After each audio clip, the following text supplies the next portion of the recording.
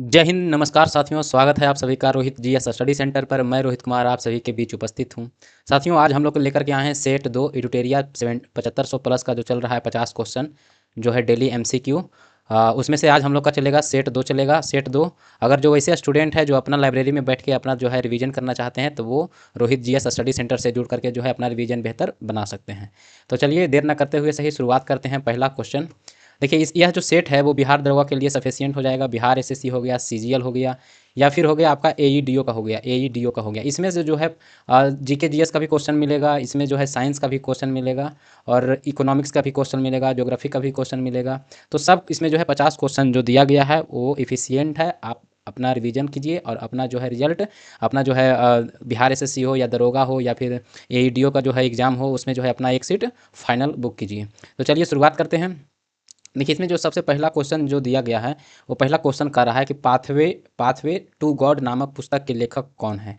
Pathway to God नामक पुस्तक के लेखक कौन है। तो पाथवे टू गॉड नामक पुस्तक के लेखक हो जाएगा महात्मा गांधी। कौन हो जाएगा? तो महात्मा गांधी हो जाएगा। Pathway to God, pathway to God, इसको थोड़ा सा बढ़ा देते हैं पेन की साइज। पाथवे टू गॉड नामक पुस्तक के लेखक कौन हो जाएगा? महात्मा गांधी। अब महात्मा गांधी के जो भी पुस्तक है वो देख लेते हैं। तो महात्मा गांधी का पुस्तक हो जाएगा हिंद स्वराज, हिंद स्वराज, हिंद स्वराज स्व हिंद स्वराज पुस्तक के लेखक कौन है? तो महात्मा गांधी है। यंग इंडिया, यंग इंडिया पुस्तक के लेखक कौन हो जाएगा? तो यंग इंडिया पुस्तक के लेखक हो जाएगा महात्मा गांधी। कौन हो जाएगा? तो महात्मा गांधी हो जाएगा। यंग इंडिया पुस्तक के लेखक कौन हो जाएगा? यंग इंडिया, यंग इंडिया पुस्तक के लेखक कौन हो जाएगा? तो महात्मा गांधी हो जाएगा। यंग इंडिया के बाद हो जाएगा हरिजन पत्रिका, हरिजन पत्रिका, हरिजन पत्रिका पुस्तक के पत्रिका के लेखक कौन हो जाएगा? तो महात्मा गांधी। हरिजन पत्रिका के लेखक कौन हो जाएगा? तो महात्मा गांधी हो जाएगा। नवजीवन, नवजीवन पत्रिका के लेखक कौन हो जाएगा? नवजीवन, नवजीवन पत्रिका के लेखक कौन हो जाएगा? नवजीवन, नवजीवन पत्रिका के लेखक, नवजीवन पत्रिका के लेखक महात्मा गांधी। नवजीवन पत्रिका के लेखक कौन हो जाएगा? तो महात्मा गांधी हो जाएगा। इंडियन ओपिनियन के लेखक कौन हो जाएगा? तो महात्मा गांधी। इंडियन ओपिनियन के लेखक कौन हो जाएगा? तो Mahatma Gandhi. Indian opinion, Indian opinion के लेखक कौन हो जाएगा? तो महात्मा गांधी। हिंद स्वराज के लेखक Mahatma Gandhi. India young India के लेखक महात्मा गांधी। हरिजन पत्रिका के लेखक महात्मा गांधी। नवजीवन की पत्रिका के लेखक, नवजीवन पत्रिका के लेखक जो है महात्मा गांधी। इंडियन ओपिनियन के लेखक भी महात्मा गांधी। वही है इनका एक एक आत्मकथा, इनका आत्मकथा, महात्मा गांधी की आत्मकथा, महात्मा गांधी की आत्मकथा का पुस्तक का नाम है my experiment, my experiment, my experiment with truth, my experiment with truth, my experiment with truth, my experiment with truth. किसकी आत्मकथा है? तो महात्मा गांधी की आत्मकथा है। लेकिन लेकिन लेकिन लेकिन अगर जो माई ट्रूथ कहेगा, अगर जो सिर्फ और सिर्फ माई ट्रूथ कहेगा, माई ट्रूथ कहेगा, तो माई ट्रूथ पुस्तक के लेखक हैं इंदिरा गांधी। कौन है? तो इंदिरा गांधी। माई ट्रूथ कहेगा पुस्तक के लेखक तो इंदिरा गांधी। माई ट्रूथ पुस्तक के लेखक कहेगा तो इंदिरा गांधी। माई ट्रूथ पुस्तक के लेखक कहेगा तो इंदिरा गांधी। माई ट्रूथ पुस्तक के लेखक कहेगा तो कौन हो जाएगा? इंदिरा गांधी हो जाएगा। माई ट्रूथ पुस्तक के लेखक कहेगा कौन हो जाएगा? तो इंदिरा गांधी हो जाएगा। माई ट्रूथ पुस्तक के लेखक इंदिरा गांधी। हिंद स्वराज कहेगा तो हिंद स्वराज महात्मा गांधी। यंग इंडिया कहेगा तो महात्मा गांधी। हरिजन पत्रिका कहेगा तो महात्मा गांधी। नवजीवन भी कहेगा तो महात्मा गांधी। इंडियन ओपिनियन कहेगा तो महात्मा गांधी। और महात्मा गांधी का आत्मकथा का पुस्तक का नाम क्या है? तो my experiment with truth, my experiment with truth. और इनका एक और है पुस्तक Gokhale is my political Guru, Gokhale is my political Guru, Gokhale is my political Guru, Gokhale is my political political Guru, Gokhale is my political guru पुस्तक के लेखक कौन हो जाएंगे? तो Mahatma Gandhi. Gokhale is my political guru पुस्तक के लेखक कौन हो जाएंगे? महात्मा गांधी। हिंद स्वराज के लेखक महात्मा गांधी। यंग इंडिया के लेखक महात्मा गांधी। हरिजन पत्रिका के लेखक महात्मा गांधी। नवजीवन पत्रिका के लेखक हो जाएगा महात्मा गांधी। और वहीं इंडियन ओपिनियन के लेखक महात्मा गांधी। आत्मकथा हो जाएगा माई एक्सपेरिमेंट विद ट्रूथ के लेखक Mahatma Gandhi. Gokhale is my political guru के लेखक महात्मा गांधी। लेकिन अगर जो माई ट्रूथ कहेगा तो इसका लेखक हो जाएगा इंदिरा गांधी। माई ट्रूथ कहेगा तो इंदिरा गांधी। अब देख लेते हैं अरविंदो घोष, अरविंदो घोष के पुस्तक देख लेते हैं। तो इनका एक पुस्तक है life divine, life divine, life divine, life divine पुस्तक के लेखक, लाइफ डिवाइन पुस्तक के लेखक अरविंदो घोष। इसको कैसे याद रखिएगा? देखिए बार बार हम लोग भुला जाते हैं डिवाइन लाइफ और लाइफ डिवाइन में। तो देखो इसको याद रखिएगा, इसको याद रखिएगा लद्दाख। क्या याद रखिएगा? लद्दाख, LADA, लद्दाख, लद्दाख, लद्दाख। देखिए LAD से क्या हो जाएगा? Life divine. ए से हो जाएगा अरविंदो घोष, अरविंदो घोष। लद्दाख अरविंदो घोष। ए से हो जाएगा अरविंदो घोष, अरविंदो घोष। तो इसको ऐसे भी याद रख सकते हैं। वहीं अगर जो यहाँ पर कहेगा, ध्यान रखने वाला बात है, यहाँ पर कहेगा कि डिवाइन लाइफ, डिवाइन लाइफ के लेखक कौन हो जाएगा? Divine life, divine life, divine life, divine divine life, divine life के लेखक कहेगा तो कौन हो जाएगा? तो डिवाइन लाइफ के लेखक हो जाएगा Shivanand, Shivanand. Divine life, divine life, divine life के लेखक कहेगा तो कौन हो जाएगा? तो शिवानंद, शिवानंद, शिवानंद, शिवानंद। डिवाइन लाइफ के लेखक कहेगा तो कौन हो जाएगा? तो शिवानंद हो जाएगा। डिवाइन लाइफ के लेखक कहेगा तो कौन हो जाएगा? शिवानंद हो जाएगा। लाइफ डिवाइन कहेगा तो, लाइफ डिवाइन कहेगा तो अरविंदो घोष, और डिवाइन लाइफ कहेगा तो हो जाएगा शिवानंद, शिवानंदा, शिवानंदा। तो इसको कैसे याद रखिएगा? तो इसको याद रखिएगा दिलासा, दिलासा, दिलासा, दिलासा से याद रखिएगा। ट्रिक बना लीजिए दिलासा, तो दी से हो जाएगा डिवाइन, ला से हो जाएगा लाइफ, डिवाइन लाइफ तो हो जाएगा डिवाइन लाइफ हो जाएगा Shivanand, Shivanand, divine life Shivanand, divine life Shivanand. वहीं कहेगा कर्मयोगी, कर्मयोगी के लेखक कौन हो जाएगा? कर्मयोगी, कर्मयोगी के लेखक कौन हो जाएगा? तो कर्मयोगी के लेखक हो जाएगा अरविंदो घोष। कर्मयोगी के लेखक कौन हो जाएगा? तो अरविंदो घोष। कर्मयोगी के लेखक कौन हो जाएगा? तो अरविंदो घोष। कर्मयोगी के लेखक कौन हो जाएगा? तो Aurobindo Ghosh.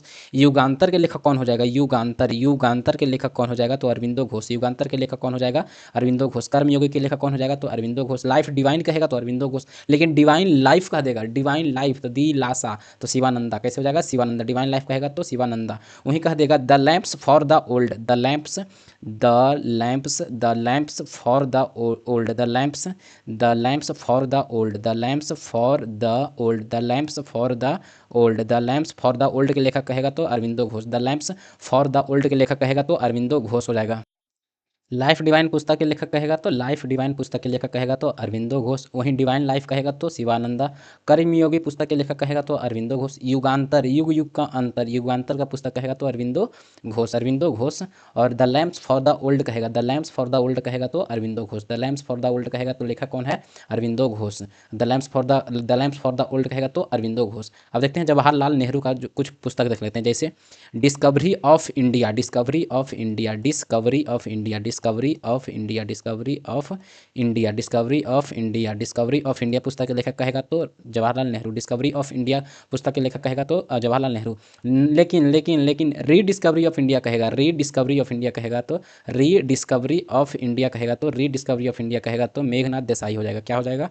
Meghnath Desai, Meghnath Desai, Meghnath Desai. Rediscovery of India कहेगा तो Meghnad Desai, rediscovery of India कहेगा तो Meghnad Desai. Discovery of India कहेगा तो जवाहरलाल नेहरू, जवाहरलाल नेहरू, जवाहरलाल नेहरू। वहीं कहेगा glimpses, glimpses of world history, glimpses of world history, glimpses of world, glimpses, glimpses, glimpses of world history, glimpses of, glimpses of world, glimpses of world history, glimpses of world history, glimpses of world history कहेगा तो Jawaharlal Nehru, Jawaharlal Nehru. Glimpses of world history कहेगा तो Jawaharlal Nehru.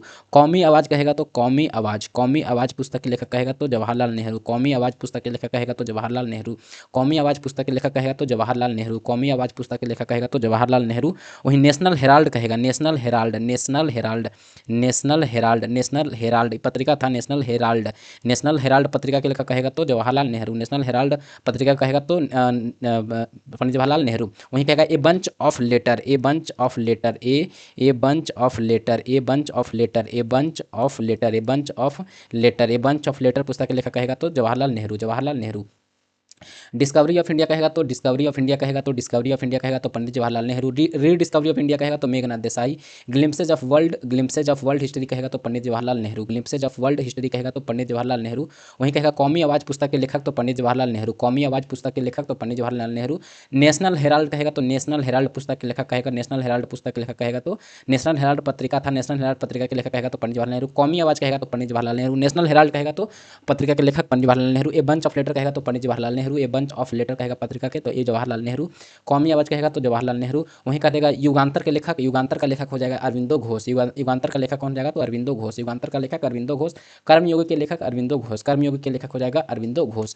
Gokhale is my political guru Mahatma Gandhi, Gokhale is my political guru Mahatma Gandhi. अब आइए देखते हैं next question, next question क्या कर रहा है। इसका आंसर क्या हो जाएगा? पाथवे टू गॉड, यानी कि गॉड के पास जाने वाला जो रास्ता है, यानी कि पाथवे, या पाथ मतलब होता है रास्ता, पाथवे टू गॉड, गॉड के पास जाने वाला जो रास्ता है पुस्तक में लिखा, कौन लिखा है तो महात्मा गांधी, महात्मा गांधी, महात्मा गांधी। अब आइए देखते हैं नेक्स्ट क्वेश्चन, नेक्स्ट क्वेश्चन क्या कर रहा है।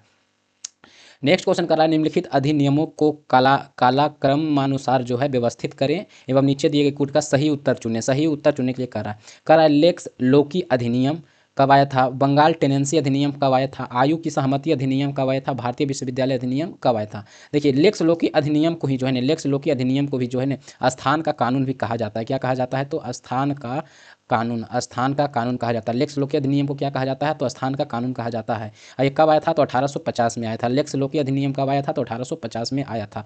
लेक्स लोकी अधिनियम कब आया था? तो 1850 में आया था।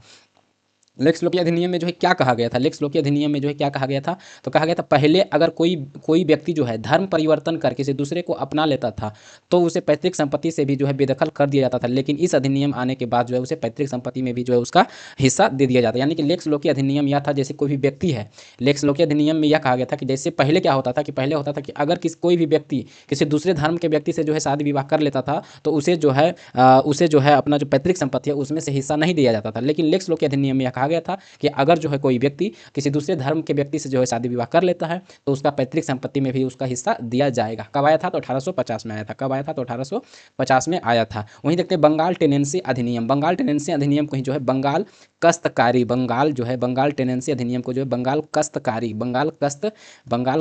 अधिनियम भी कहा जाता है। बंगाल कस्तकारी अधिनियम भी कहा जाता है।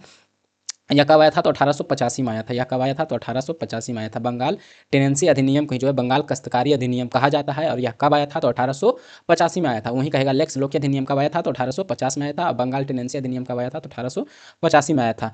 आयु की सहमति अधिनियम, आयु के सहमति अधिनियम को ही हम लोग कहते हैं age of consent, age of consent कहते हैं। आयु की सहमति अधिनियम को क्या कहा जाता है? Age of consent act, age of consent act, age of consent act कहा जाता है। आयु की सहमति अधिनियम, आयु की सहमति अधिनियम कब आया था? आई एज ऑफ कॉन्सेक्ट तो 1891 में आया था। कब आया था? तो 1891 में आया था। इस समय जो कहेगा वाइसराय कौन था? तो इस समय वाइसराय था लैंसडाउन। कौन था? तो लैंसडाउन था। कौन था? तो लैंसडाउन था। कौन था? लैंसडाउन था। एज ऑफ कॉन्सेक्ट एक्ट कब आया था? आयु की सहमति अधिनियम तो आया था ये 1891 में। कब आया था? तो 1891 में। बंगाल टेनेंसी अधिनियम कहेगा तो यानी कि बंगाल कस्तकारी अधिनियम तो 1885 में। और कहेगा लेक्स लोकी अधिनियम तो 1850 में। 1850 में देखिए आयु की जो सहमति अधिनियम है यानी कि age of consent act, age of consent act में कहा गया था कि इसमें लड़कियों के लिए जो है न्यूनतम विवाह आयु, इसमें जो है लड़कियों के लिए जो है यानी कि गर्ल्स के लिए जो है न्यूनतम विवाह का आयु जो किया गया था वो 12 वर्ष किया गया था। कब किया गया था? 12 वर्ष किया गया था। लड़कियों के लिए जो कितना किया गया था?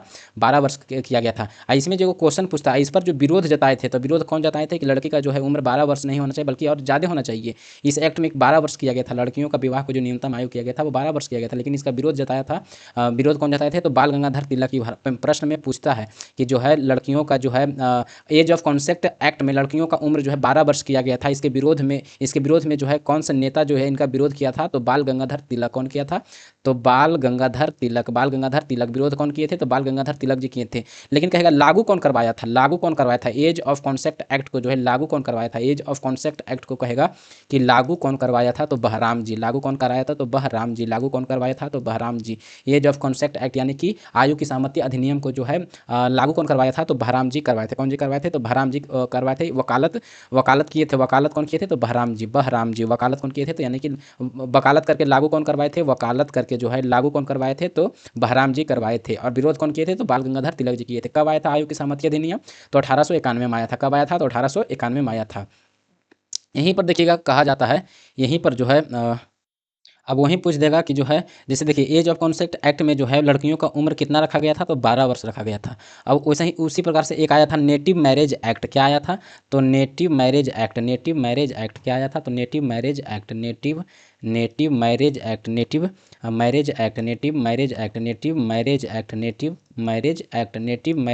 कहेगा तो ये आया था 1872 में। नेटिव मैरिज एक्ट कब आया था? तो 1872 में आया था। नेटिव मैरिज एक्ट कब आया था? तो 1872 में आया था। 1872 में किसके समय आया था? यानी कि इसमें वाइसराय कौन था? तो नॉर्थ ब्रुक था। वाइसराय कौन था? Northbrook. इसमें वाइसराय कौन था? Northbrook. इसमें जो है नेटिव मैरिज एक्ट में जो है लड़की का उम्र, इसमें जो है लड़की का उम्र जो है यानी कि इसमें जो है लड़की का जो उम्र रखा गया था, लड़की का उम्र रखा गया था 14 वर्ष। लड़की का उम्र कितना रखा गया था? लड़की के विवाह करने का जो उम्र था वो 14 वर्ष रखा गया था। लड़की के विवाह करने का उम्र 14 वर्ष। और लड़का का जो है विवाह करने का उम्र कितना रखा गया था? तो लड़का का विवाह करने का उम्र रखा गया था 18 वर्ष रखा गया था। वहीं आया था शारदा एक्ट। क्या आया था? शारदा एक्ट कब आया था? तो शारदा एक्ट आया था 1929 में। शारदा एक्ट कब आया था? 1929 में आया था। इसका जो वकालत किए थे, शारदा एक्ट का जो है वकालत कौन किए थे, शारदा एक्ट का जो वकालत कौन किए थे, तो हरविलास शारदा। कौन किए थे, तो हरविलास शारदा, हरविलास शारदा, हरविलास शारदा, हरविलास शारदा, हरविलास शारदा। शारदा एक्ट का वकालत कब किए थे, कौन किए थे, तो हरविलास शारदा। शारदा एक्ट कब आया था, 1929 में था। इसमें जो है, इसमें जो है लड़की का उम्र, इसमें जो शारदा एक्ट में जो है ना, लड़की का उम्र था 14 वर्ष, लड़का का उम्र जो था 18 वर्ष। नेटिव मैरिज एक्ट को, इसको जो है लागू करवाया गया था शारदा एक्ट के तहत। लागू किसके तहत करवाया गया था, तो शारदा एक्ट के तहत जो है इसे लागू करवाया गया था। नेटिव मैरिज एक्ट आया था तो 1872 में नॉर्थब्रुक के समय, लेकिन लागू किया गया था शारदा एक्ट 1929 में। लागू कब किया गया था, शारदा एक्ट 1929 में। इसका जो वकालत कौन किए थे, तो हरविलास शारदा इसका जो है वकालत किए थे।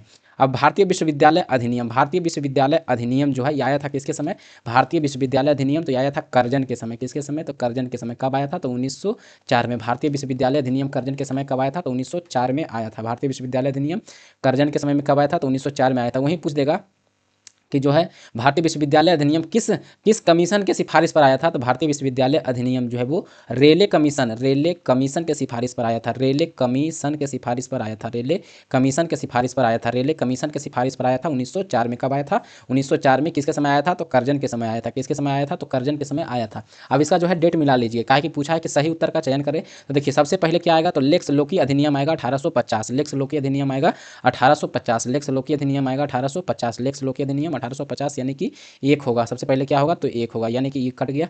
उसके बाद आएगा बंगाल टेनेंसी अधिनियम 1885। बंगाल टेनेंसी अधिनियम 1885, तो एक और दो, तो ये भी कट गया और ये भी कट गया। तो ऑप्शन डी हो जाएगा 1 2 3 4, यानी कि इसका सही क्रम दिया हुआ था। और आ जाएगा आयु की सहमति अधिनियम, यानी एज ऑफ कॉन्सेक्ट एक्ट 1891। 1891 किसके समय, तो एज ऑफ कॉन्सेक्ट एक्ट 1891। उसमें वायसराय कौन था, तो लेंस लॉन्स डाउन था। कौन था, लेंस डाउन था। और भारतीय विश्वविद्यालय अधिनियम कब आया था, 1904 में। किसके समय आया था, तो कर्जन के समय आया था। और किस कमीशन के सिफारिश पर आया था, तो रेले कमीशन के सिफारिश पर आया था। किस कमीशन के सिफारिश पर आया था, तो रेले कमीशन के सिफारिश पर आया था। रेले कमीशन के जो है सिफारिश पर आया था।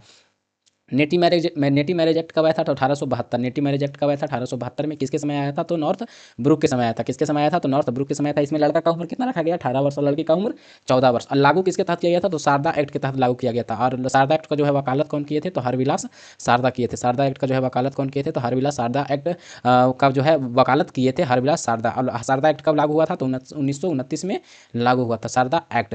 वहीं कहेगा जो है एज ऑफ कॉन्सेक्ट एक्ट का जो है कब आया था, तो 1891 में। और इसको वकालत करके जो है लागू कौन करवाए थे, तो बहराम जी। बहराम जी इसका विरोध कौन किए थे, एज ऑफ कॉन्सेक्ट एक्ट का विरोध करने का रीजन क्या था, विरोध करने का रीजन ये था, इसमें लड़की के जो है विवाह का उम्र 12 वर्ष रखा गया था। विरोध कौन किए थे, तो विरोध किए थे बाल गंगाधर तिलक जी। विरोध कौन किए थे, तो बाल गंगाधर तिलक जी जो है इसका विरोध किए थे। अब आइए देखते हैं नेक्स्ट क्वेश्चन। नेक्स्ट क्वेश्चन क्या कर रहा है, नेक्स्ट क्वेश्चन कर रहा है ईश्वर चंद्र विद्यासागर। ईश्वर चंद्र विद्यासागर ने जो है लड़कियों के लिए जो है किस स्थान पर जो है स्कूल की स्थापना किया था। लड़कियों के लिए तो कहाँ किए होंगे, तो कलकत्ता में किए होंगे। कहाँ किए होंगे, तो कलकत्ता में किए थे। देखिए कहेगा विधवा पुनर्विवाह अधिनियम। विधवा पुनर्विवाह अधिनियम जो है विधवा ईश्वर चंद्र विद्यासागर जो विधवा पुनर्विवाह अधिनियम जो है लागू करवाए थे जो है विधवा किसके समय, तो कैनिंग के समय। विधवा पुनर्विवाह अधिनियम, विधवा पुनर्विवाह अधिनियम, पुनर्विवाह अधिनियम, विधवा पुनर्विवाह अधिनियम, विधवा पुनर्विवाह अधिनियम कब मतलब क्या आया था, तो 1856 में। किसके समय, तो कैनिंग के समय। किसके समय, तो कैनिंग के समय 1856 में जो है विधवा पुनर्विवाह अधिनियम को जो है लागू करवाए थे। कि जो वैसे मतलब कि वैसे जो विधवा औरत हैं उन्हें पहले क्या किया जाता था कि सती प्रथा के तहत जो है उन्हें पुरुष के साथ ही जो है जला दिया जाता था। लेकिन इसका दुरुपयोग भी होता था, जैसे कि अगर जो कोई बूढ़े लोग हैं वो जो है कि जो 18 साल 15 साल 16 साल के लड़के से जो है शादी कर लेता था। अगर जो बूढ़ा का फिर डेथ हो जाता था तो उस जो लड़की है उसको भी साथ में जो है सती प्रथा के तहत जो उसे भी जला दिया जाता था। अगर जो मतलब कि अगर जब इसका कोई विरोध करता था तो उसे भी है जो उसे मतलब मारपीट करता था। इसीलिए जो है ईश्वर चंद्र विद्यासागर के सहयोग से जो है कैनी ने इस एक्ट को जो है पारित करवाया था 1856 में। 1856 में विधवा पुनर्विवाह अधिनियम। इसका समर्थन जो किए थे तो ईश्वर चंद्र विद्यासागर। इसका समर्थन कौन किए थे, समर्थन भी कभी कभी पूछ लेता है। तो इस मतलब कि ईश्वर चंद्र विद्यासागर के सहयोग से ही जो है कैनिंग ने इस एक्ट को जो है पारित करवाया था। क्योंकि जो है ईश्वर चंद्र विद्यासागर चाहते थे कि विधवा जो भी औरत है उनका जो है पुनर्विवाह किया जाए, उसको समाज में जो है इज्जत दिया जाए। इनका एक पुस्तक का नाम है इसका ईश्वर चंद्र विद्यासागर। इनका एक पुस्तक का नाम है सोम प्रकाश। इनका एक पुस्तक का नाम है, क्या नाम है, ईश्वर चंद्र विद्यासागर जी का पुस्तक का नाम है सोम प्रकाश। सोम प्रकाश पुस्तक के लेखक कौन हो जाएंगे, तो ईश्वर चंद्र विद्यासागर। सोम प्रकाश पुस्तक के लेखक कौन हो जाएंगे, तो ईश्वर चंद्र विद्यासागर। सोम प्रकाश पुस्तक के लेखक ईश्वर चंद्र विद्यासागर। और विधवा पुनर्विवाह अधिनियम कब आया था, 1856 में आया था। किसके समय, तो कैनिंग के समय। और जो है कैनिंग के समय। और इसका समर्थन कौन किए थे, तो ईश्वर चंद्र विद्यासागर समर्थन किए थे। और लड़कियों के लिए जो है स्कूल की स्थापना कहाँ किए थे, तो कलकत्ता में किए थे। लड़कियों के लिए जो स्कूल में स्थापना कहाँ किए थे, तो कलकत्ता में किए थे। नेक्स्ट क्वेश्चन कर रहा है बोस्टन टी की घटना कब घटित हुआ था। बोस्टन टी की घटना कब घटित हुआ था, इसको याद रख लीजिएगा इस तरह से कि जिस समय रेग्यूलेटिंग एक्ट पारित हुआ था। रेग्यूलेटिंग एक्ट पारित हुआ था। रेग्यूलेटिंग एक्ट पारित हुआ था। रेगुलेटिंग एक्ट जो है भारत में जो है पारित हुआ था, तो मतलब ब्रिटिश संसद में पारित हुआ था। भारत को जो है, भारत में जो है ब्रिटिश ईस्ट इंडिया कंपनी को कंट्रोल करने के लिए उस समय जो है अमेरिका में जो है बोस्टन टी पार्टी का घटना हुआ था। कहाँ हुआ था, तो अमेरिका में हुआ था। बोस्टन टी पार्टी का घटना 1773 में हुआ था। 1773 में हुआ था बोस्टन टी पार्टी की घटना। बोस्टन टी पार्टी की घटना हुआ था 16 दिसंबर 1773। 16 दिसंबर 1773 Boston T party. Boston T party कहाँ हुआ था, तो यूएसए में हुआ था, यानी कि अमेरिका में हुआ था। बोस्टन नामक बंदरगाह पर। बोस्टन नामक बंदरगाह पर। बोस्टन नामक बंदरगाह पर। बोस्टन नामक बंदरगाह पर। बोस्टन नामक बंदरगाह पर। बोस्टन नामक जो है बंदरगाह पर बोस्टन टी पार्टी की घटना 1773 में हुआ था। देखिए हुआ ये था ना कि अगर देखिए अंग्रेज जो मतलब इधर से जो भी चाय का जो जाता था, अमेरिका जाता था, उस पर जो है अंग्रेज ने क्या किया था कि टैक्स बढ़ा दिया था। टैक्स बढ़ा मतलब बहुत बढ़ा दिया था। टैक्स जो है बहुत बढ़ा दिया था, और टैक्स बढ़ाने के कारण ही जो है जो व्यापारी था, मतलब कि और मतलब अदर देश के जो व्यापारी था वो विरोध करना शुरू कर दिया था। विरोध करना शुरू करना कहाँ शुरू कर दिया था, तो बोस्टन नामक बंदरगाह पर जो है विरोध करना शुरू कर दिया था अमेरिका में। तो अंग्रेज ने क्या किया था कि 340 पेटी जो है चाय की जो पेटी है, 340 चाय की जो पेटी था उसको कहाँ समुद्र में फेंक दिया था, जिससे वहाँ पूरा का जो समुद्र है वो पूरा लाल हो गया था। जिसके और इसके विरोध में जो है यहाँ जो है वहीं सब पर बैठ के जितना भी व्यापारी था वहीं बोस्टन नामक बंदरगाह पर जो है बैठ करके और यहाँ जो है टी पार्टी किए थे। यानी कि तब इसका जो नाम रखा गया है Boston T party. Boston T party कब किए थे, तो 1773 में लगभग कितना पेटी जो है चाय की पेटी जो है समुद्र में फेंक दिया था, तो 340 पेटी। अब आइए देखते हैं next question. Boston T party की घटना कब हुआ था, तो जिसमें रेगुलेटिंग एक्ट पारित किया गया था, यानी कि 1773 में 16 दिसंबर 1773। कहाँ हुआ था, तो अमेरिका में। बोस्टन टी पार्टी कहाँ हुआ था, तो अमेरिका में हुआ था। बोस्टन टी पार्टी कहाँ हुआ था, तो अमेरिका में हुआ था। अब देखते हैं नेक्स्ट क्वेश्चन कर रहा है नाई धोबी बंद सामाजिक बाइकॉट का एक स्वरूप था जो वर्ष 1919 में क्या हुआ था। तो देखिए सबसे पहले जो याद रखना है पॉइंट में कि नाई धोबी बंद सामाजिक बाइकॉट कब हुआ था, तो 1919 में। कब हुआ था, तो 1919 में। नाई धोबी बंद जो है सामाजिक बाइकॉट जो कब हुआ था, तो 1919 में हुआ था। इसमें इसका जो समर्थन इस स्वरूप का जो है समर्थन कौन किया था, तो किसानों द्वारा भी इसका जो समर्थन किया गया था। किसके द्वारा किया गया था, तो किसानों द्वारा जो है प्रतापगढ़ जिला में जो है चलाया गया था। किसके द्वारा, तो किसानों द्वारा जो है प्रतापगढ़ जिला में जो है चलाया गया था। नाई धोबी बंद सामाजिक बाइकॉट का एक स्वरूप था जो वर्ष 1919 में किसानों द्वारा जो है प्रतापगढ़ जिले में चलाया गया था। किसके द्वारा चलाया गया था, तो किसानों द्वारा जो है चलाया गया था। नाई धोबी जितना था वो सब अपना जो काम जो करता था उसको बंद कर दिया था। सामाजिक बाइकआउट किया था अंग्रेजों के विरुद्ध। किसके विरुद्ध किया था, तो अंग्रेजों के विरुद्ध किया था। अब आइए देखते हैं नेक्स्ट क्वेश्चन क्या कर रहा है। नेक्स्ट क्वेश्चन कर रहा है संगम में जो है संगम काल में जो है संगम युग में जो है यूरे जो है किसके लिए प्रसिद्ध विख्यात था। यूरे जो है किस लिए जो है प्रसिद्ध था, किस लिए जो है विख्यात था। तो देखिए संगम युग में जो है कपास के व्यापार का जो है महत्वपूर्ण केंद्र था। कपास का जो है व्यापार का जो था वो क्या था, तो महत्वपूर्ण केंद्र था। संगम युग में जो है उरेयूर जो था वो कपास का जो है व्यापार का जो है महत्वपूर्ण केंद्र था। कपास के जो है व्यापार का जो है महत्वपूर्ण केंद्र था संगम युग में उरेयूर। अब देख लेते हैं हम लोग जैसे कि संगम काल देख लेते हैं। सबसे पहले क्या हम लोग देखेंगे, तो संगम काल देखते हैं। संगम काल देख लेते हैं। संगम काल में से कौन कौन सा वंश आया था, तो संगम काल में आया था चेर चोल पांड कौन था, चेर चोल पांड। चेर की राजधानी कहाँ थी, तो कावेरी पट्टनम। चेर की राजधानी कहाँ थी, तो कावेरी पट्टनम। चेर की राजधानी कहाँ थी, तो कावेरी पट्टनम। चोल की राजधानी कहेगा तो चोल की राजधानी कहाँ हो जाएगा, तो तंजौर। कहाँ हो जाएगा, तंजौर। चोल की राजधानी कहेगा तो तंजौर, और कहीं कहीं आपको दे देगा तंजावुर।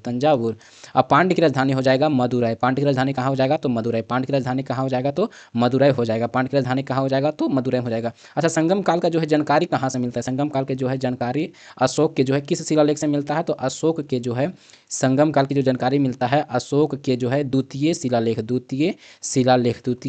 में जो है मिलता है। द्वितीय शिलालेख में जो है मिलता है अशोक के जो है संगम काल की जो जानकारी मिलता है द्वितीय शिलालेख में मिलता है। और इसमें जो है दक्षिणा पथ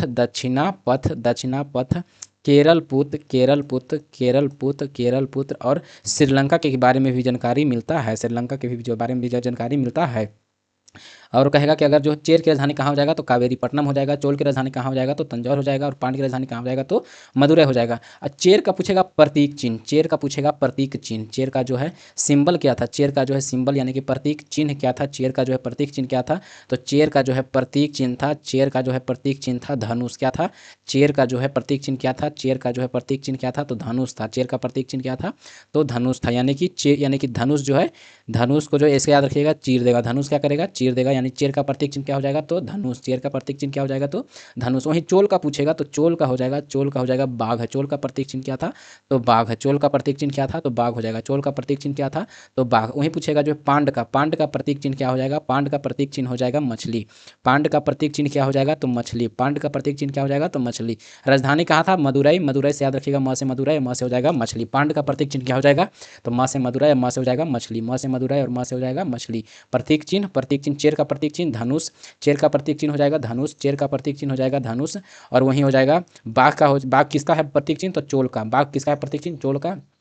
और मछली हो जाएगा तो पांडे का, मछली हो जाएगा पांडे का प्रतीक चिन्ह है, मछली जो है पांड का जो है प्रतीक चिन्ह है। अब आइए देखते हैं नेक्स्ट क्वेश्चन, नेक्स्ट क्वेश्चन क्या कर रहा है। इसका सही आंसर हो जाएगा ऑप्शन बी, कपास के व्यापार का जो है महत्वपूर्ण केंद्र था, कपास के जो है व्यापार का जो है महत्वपूर्ण केंद्र था उरेयूर, संगम काल में, संगम काल में, संगम काल में, संगम काल में। अब आइए देखते हैं नेक्स्ट क्वेश्चन, नेक्स्ट क्वेश्चन कर रहा है सूची एक को जो है सूची दो में जो है सम्मिलित कीजिए, यानी कि सूची एक को सूची दो से जो है मिलान करना है। इधर दिया गया है पुस्तक, इधर क्या दिया गया है पुस्तक, इधर दिया गया है कि पुस्तक के जो है लेखक कौन है, पुस्तक के जो है लेखक कौन है।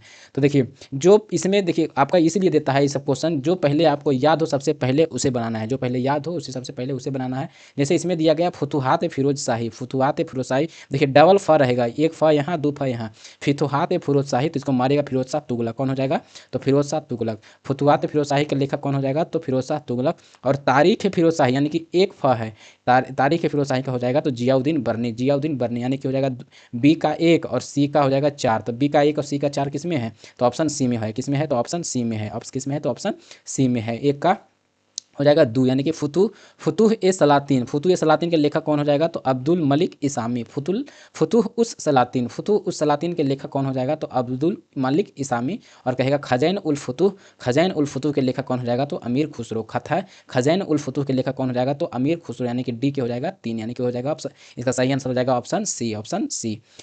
अब देख लेते हैं अमीर खुसरो के बारे में, अमीर खुसरो के जो है बारे में देख लेते हैं, अमीर खुसरो, अमीर खुसरो, अमीर खुसरो के बारे में जो है अब देख लेते हैं। तो देखिए अमीर खुसरो, अमीर खुसरो के बारे में जो है देख लेते हैं।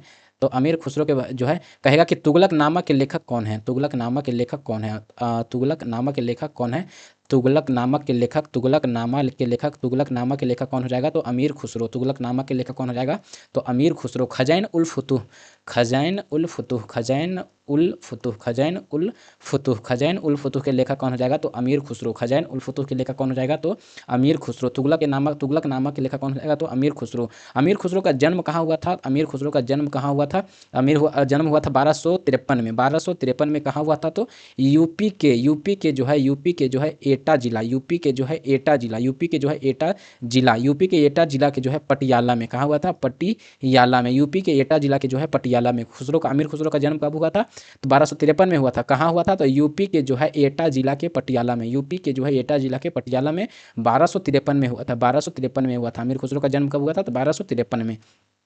अमीर खुसरो का मृत्यु कब हुआ था, अमीर खुसरो का जो है मृत्यु कब हुआ था तो 1325 में, 1325 में अमीर खुसरो का जो है मृत्यु कब हुआ था तो 1325 में, अमीर खुसरो का जो है मृत्यु कब हुआ था तो 1325 में, अमीर खुसरो का मृत्यु कब हुआ था तो 1325 में हुआ था। और जन्म का कहाँ हुआ था तो यूपी के एटा जिला के जो है पटियाला कस्बा में, कहाँ हुआ था तो पटियाला कस्बा में हुआ था। इनके गुरु कौन थे, अमीर खुसरो के जो है गुरु कौन थे तो अमीर खुसरो के गुरु हो जाएंगे निजामुद्दीन औलिया, निजामुद्दीन औलिया, निजामुद्दीन औलिया, निजामुद्दीन औलिया। अमीर खुसरो के गुरु कौन हो जाएंगे तो निजामुद्दीन औलिया, निजामुद्दीन औलिया। अमीर खुसरो के गुरु कौन हो जाएंगे तो निजामुद्दीन औलिया। अब निजामुद्दीन जो औलिया थे वो 7 सुल्तान के दरबार में देखे थे, 7 सुल्तान के दरबार देखे थे। निजामुद्दीन औलिया जो है वो 7 सुल्तान के दरबार देखे थे, 7 सुल्तान के जो है दरबार देखे थे, 7 सुल्तान के जो है दरबार देखे थे निजामुद्दीन औलिया। लेकिन इनका शिष्य था अमीर खुसरो, निजामुद्दीन औलिया के शिष्य कौन थे अमीर खुसरो, निजामुद्दीन औलिया के शिष्य कौन थे तो अमीर खुसरो। और अमीर खुसरो ने जो है इन्होंने जो है 8 सुल्तान के दरबार देखे थे, 8 सुल्तान के जो है दरबार देखे थे, दरबार देखे थे। और सबसे ज़्यादा किस सुल्तान के दरबार में में रहे थे तो अलाउद्दीन खिलजी के जो है दरबार में रहे थे। सबसे ज़्यादा अलाउद्दीन खिलजी के जो है दरबार में थे। सबसे अगर जो मुख्य रूप से कहेगा तो अलाउद्दीन खिलजी, मुख्य रूप से कहेगा तो अलाउद्दीन खिलजी के जो है दरबार में रहे थे। मुख्य रूप से कहेगा तो सबसे ज़्यादा जो है अलाउद्दीन खिलजी के दरबार में, अलाउद्दीन खिलजी के जो है दरबार में मुख्य रूप से रहे थे। अलाउद्दीन खिलजी के दरबार में मुख्य रूप से रहे थे। वहीं का देगा खड़ी बोली के जनक, खड़ी बोली के जनक कौन हो जाएंगे तो अमीर खुसरो। खड़ी बोली के जनक कौन हो जाएंगे तो अमीर खुसरो। खड़ी बोली के जनक कौन हो जाएंगे तो अमीर खुसरो। कव्वाली गायन के लेखक कौन हो जाएंगे, कव्वाली गायन के जो है कव्वाली गायन के जो हो जाएंगे तो अमीर खुसरो। कव्वाली गायन जो कला है उनका जो है अमीर खुसरो का ही देन है। कव्वाली गायन जो कला है, कव्वाली गायन जो कला है उनका जो है कव्वाली गायन जो कला है किसकी देन है तो अमीर खुसरो का ही देन है। सितार का जनक किसे कहा जाता है तो अमीर खुसरो को। सितार का जो है जनक किसे कहा जाता है तो अमीर खुसरो को। सितार का जनक किसे कहा जाता है तो अमीर खुसरो को। वहीं तबला का जो है जनक किसे कहा जाता है, तबला का जो है जनक किसे कहा जाता है तो अमीर खुसरो का। तबला का जनक कहेगा किसे कहा जाता है तो अमीर खुसरो का। तबला का जनक किसे कहा जाता है तो अमीर खुसरो का कहा जाता है। देखिए तुगलकनामा के लेखक कौन हो जाएगा तो अमीर खुसरो हो जाएगा। खज़ैन उल फुतूह पुस्तक के लेखक कौन हो जाएगा तो अमीर खुसरो हो जाएगा। जन्म कब हुआ था तो 1253 ईस्वी में। अमीर खुसरो का जन्म कब हुआ था 1253 ईस्वी में। कहाँ हुआ था तो उत्तर प्रदेश के एटा जिला के जो है पटियाला कस्बा में। उत्तर प्रदेश के एटा जिला के जो है पटियाला कस्बा में। मृत्यु कब हुआ था तो 1325 में। अमीर खुसरो का जो है मृत्यु कब हुआ था तो 1325 ईस्वी में। अमीर खुसरो का जो है मृत्यु कब हुआ था 1325 ईस्वी में।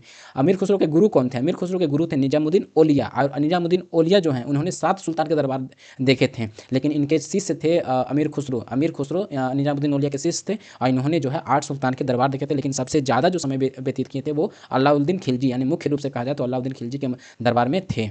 और इन्हें जो है खड़ी बोली का जनक कहा जाता है, खड़ी बोली का जनक कहा जाता है, तबला का जनक कहा जाता है और कव्वाली गायन का भी जनक कहा जाता है, सितार का जनक कहा जाता है। सितार हो, तबला हो, कव्वाली हो या खड़ी बोली का जनक किसे कहा जाता है तो अमीर खुसरो को कहा जाता है। अमीर खुसरो को जो है कहा जाता है। अब आइए देखते हैं नेक्स्ट क्वेश्चन क्या कर रहा है। नेक्स्ट क्वेश्चन कर रहा है सिंधु सभ्यता में जो है प्राप्त मोहरों में से कौन सा जो है वृक्ष की आकृति मिली है।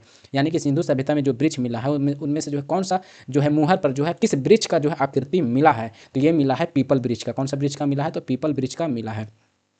सिंधु सभ्यता में जो है कौन सा वृक्ष मोहरा पर जो आकृति मिला है तो पीपल वृक्ष का जो है आकृति मिला है। अब देखिए सिंधु सभ्यता में हम लोग देख लेते हैं सिंधु सभ्यता में हम लोग देख लेते हैं क्या मिला है और क्या नहीं मिला है। तो सिंधु सभ्यता में जो है सिंधु सभ्यता के जो लोग था वो गाय से जो है परिचित नहीं थे। सिंधु सभ्यता के जो लोग हैं वो गाय से परिचित नहीं थे, लोहा से परिचित नहीं थे, लोहा से परिचित जो है नहीं थे। तो जब लोहा से परिचित नहीं थे तो तलवार से भी परिचित नहीं होंगे, तलवार से भी परिचित नहीं थे। वहीं कहेगा तो मंदिर का सिंधु सभ्यता के जो लोग थे वो मंदिर से भी परिचित नहीं थे, मंदिर से परिचित नहीं थे। लेकिन अगर जो कह देगा मूर्ति से तो मूर्ति से जो है सिंधु सभ्यता के लोग परिचित थे, यहीं से मिला था।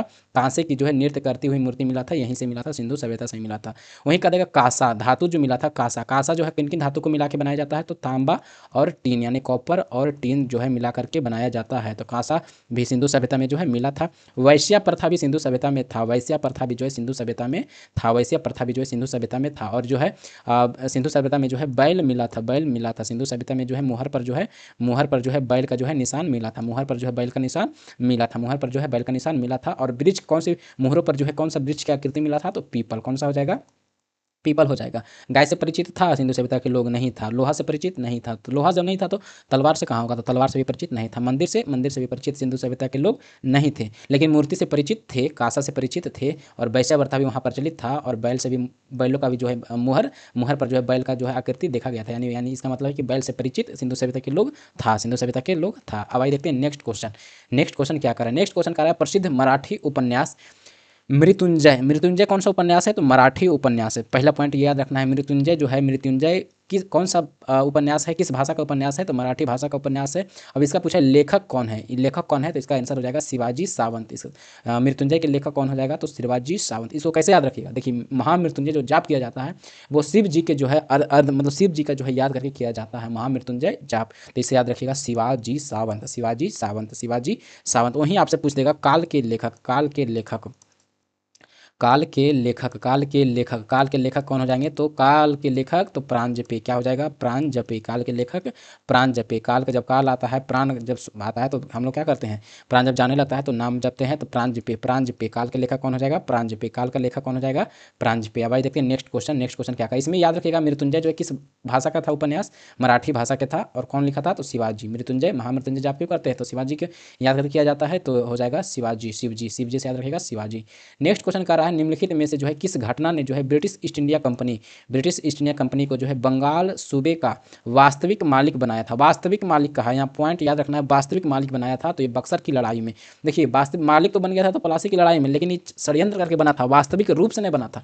वास्तविक रूप से क्यों नहीं बना था? इसलिए कि जो है इस समय जो है वहीं के राजा को जो है, पलासी के ही राजा को जो है, जैसे कि हो गया मीर जाफर हो गया, फिर उसके बाद मीर कासिम आया था, तो वहीं के राजा को जो है वहीं के जो है आदमी के, यानी बंगाल का ही जो है आदमी को जो है वहाँ का राजा बनाया था। लेकिन बक्सर की लड़ाई के बाद जो है, बक्सर की लड़ाई जो बाद जो है वास्तविक मालिक बन गया था, वास्तविक मालिक बन गया था। तो वास्तविक बक्सर की लड़ाई कब हुआ था? तो 22 अक्टूबर 1764 को बक्सर की लड़ाई कब हुआ था? तो 22 अक्टूबर 1764 को। पलासी की लड़ाई कहेगा तो कब हुआ था? तो 23 जून 1757 23 जून 1757 को हुआ था। अब देखते हैं बक्सर की लड़ाई। तो देखिए बक्सर की जो लड़ाई हुआ था, 22 अक्टूबर 1764 को हुआ था। तो इसमें जो है बक्सर इसमें जो है त्रिगुट सेना बक्सर की लड़ाई में जो है त्रिगुट सेना और अंग्रेज था।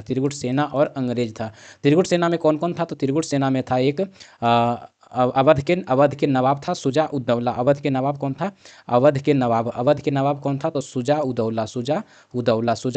अवध के नवाब कौन था? शुजा उद्दौला। और कहेगा तो दिल्ली का कौन था? मुगल शासक शाह आलम द्वितीय, यानी कि मुगल कौन था? तो शाह आलम द्वितीय। मुगल कौन था बक्सर की लड़ाई में? तो शाह आलम द्वितीय।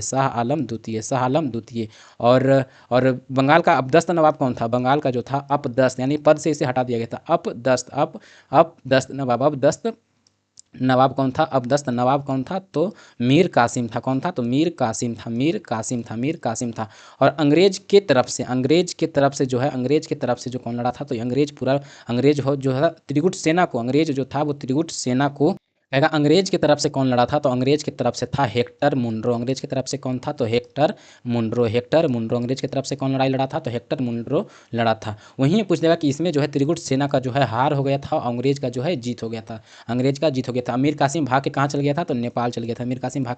तो नेपाल चला गया था। और बक्सर के युद्ध के बाद, बक्सर के युद्ध में जो है त्रिगुट सेना का हार हुआ था। और इसी के बाद जो है 12 अगस्त और 16 अगस्त 1765 और 16 अगस्त 1765 क्या हुआ था? तो इलाहाबाद की संधि हुआ था। क्या हुआ था? तो इलाहाबाद की संधि हुआ था।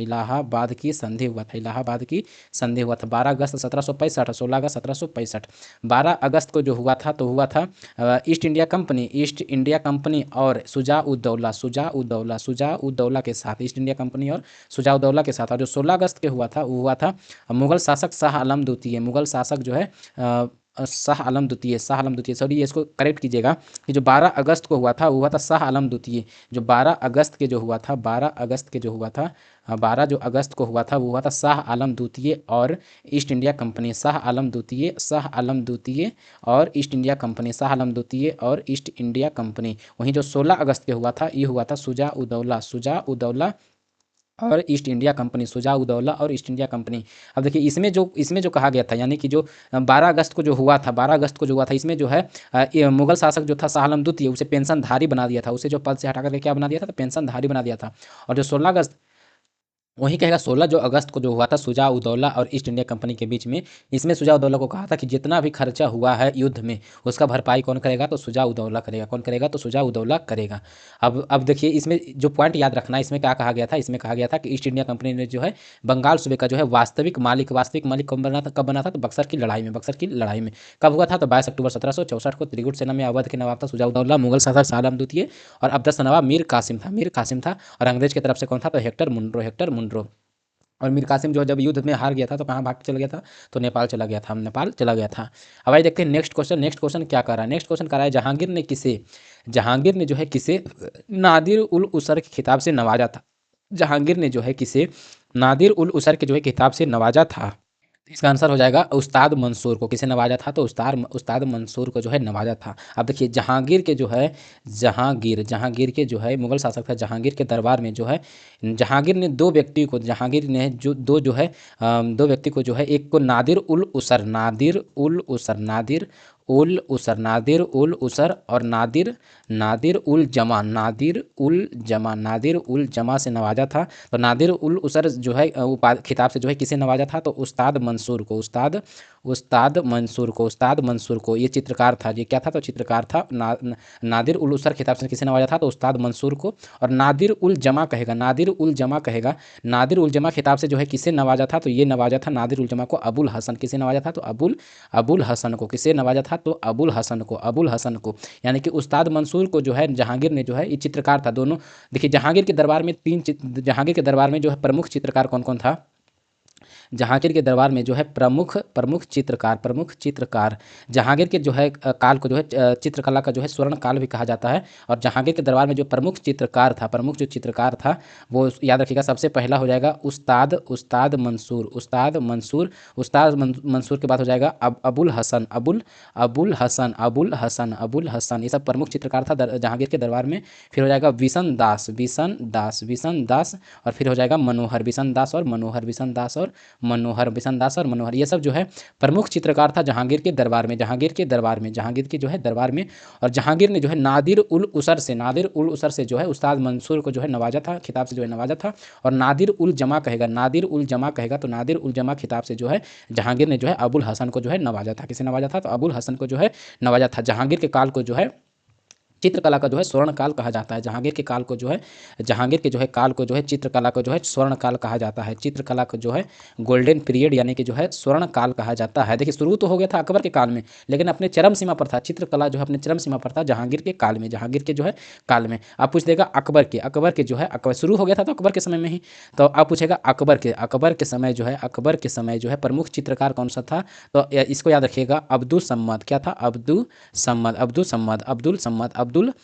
सम्मद।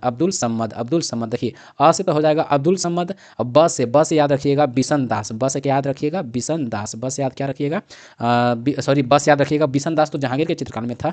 ब से याद रखिएगा बसावन, ब से याद रखिएगा बसावन, ब से क्या याद रखना है तो बसावन। और द से क्या याद रखना है तो दसावन, द से क्या याद रखना है तो दसावन, द से क्या याद रखना है तो दसावन, द से क्या याद रखना है तो दसावन। अकबर के दरबार में जो प्रमुख चित्रकार था तो इसको कैसे याद रखना है तो देखिए आ से हो जाएगा अब्दुल सम्मद, एक ही चित्रकार का याद नाम रखिए अब्दुल सम्मद। तो आ से तो हो जाएगा अब्दुल सम्मद, ब से हो जाएगा क्या बसावन, और द से हो जाएगा दसावन।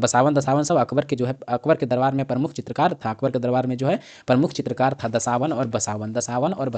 वहीं पूछेगा चित्रकाल का स्वर्ण काल किसे कहा जाता है। चित्रकला का जो है स्वर्ण काल जो है किसके काल को कहा जाता है तो जहांगीर के काल को जो है चित्रकला का स्वर्ण काल कहा जाता है। और नादिर उल उसर से किसे सम्मानित किया था तो उस्ताद मंसूर को। और नादिर उल जमा से किसे सम्मानित किया था तो अबुल हसन को, चित्रकार अबुल हसन को।